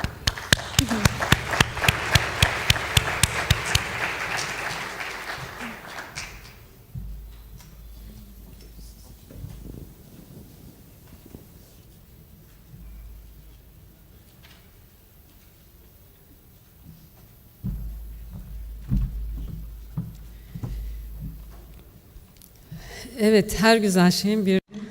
Yes, all good things end, but all ends are a start in themselves. So I would like to thank with my thanks, and then I will go on with my comments. And as I said, first of all, the representatives of the EU delegation, I'd like to thank you, distinguished representatives of the Council of Europe. I'd like to thank each and every one of you, distinguished experts that contributed to this project, our experts Olina and Angelos, who moderated previous panels. Thank you. And we have many representatives from our NGOs. They also supported us a lot in the steering committee meetings. They contributed a lot. They came up with their suggestions, with their criticisms, and the biggest thanks go to you, our distinguished administrators and teachers from schools, because you were personally implementing this project. You are the practitioners of this project. We had just 11 of these teachers today with us, but in the background we have many more teachers who worked a lot, and I would like to extend my thanks to them as well. And again, I would also like to thank to my co-workers. At each step of this project, we had this general perspective. Yes, we sleep, of course, but 24/7 in this project and in other projects. Our teachers, our distinguished administrators, we're always open to criticisms, open to suggestions, open to comments. And Nihal Hocam, project coordinator, Nihal Gözü Yaşlı, Işıl Kıran, Fatih Kaynar, and before that, they're not with us right now, but they're working in another unit right now, but they contributed a lot to this project. Didem Demirkaya. I'd like to thank each and every one of you. Yes, this project is very important and it needs to be sustainable. Why? Because sustainability of life is important. As you know, the world is going global, and we have many distinguished participants from other countries. They also shared their experience with us. They gave examples from their countries. Yeah, we're globalizing more and more. It's important that we get to know each other's practices. This is why, democracy is necessary for everyone. When you have democracy, everyone feels valuable because everyone's voice is heard, everyone's opinion is listened to. We need to value everyone's opinion. We need to have empathy. We need to listen to each other. That is why democracy is so important. As it was mentioned, as I said in the previous panel, in our basic law of the national education, we want to raise happy people. That's what's written in that law. And in order to raise happy people, democracy conscious should be there. This project is just the beginning, and as Olina always says, we're just starting. Once again, I would like to thank every one of you, and I would like to give say safe travels to everyone who will be going back today. We will come together. This is just the beginning. Thank you.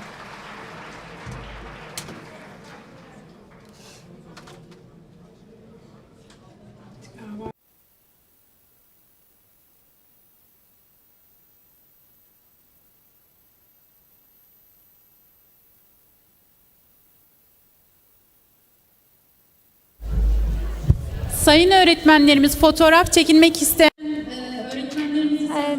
Dear teachers, if you would like to have a photo taken, we can have you on the stage. By the way, we would like to thank the representatives of the technical team and our interpreters for the technical support. Thank you.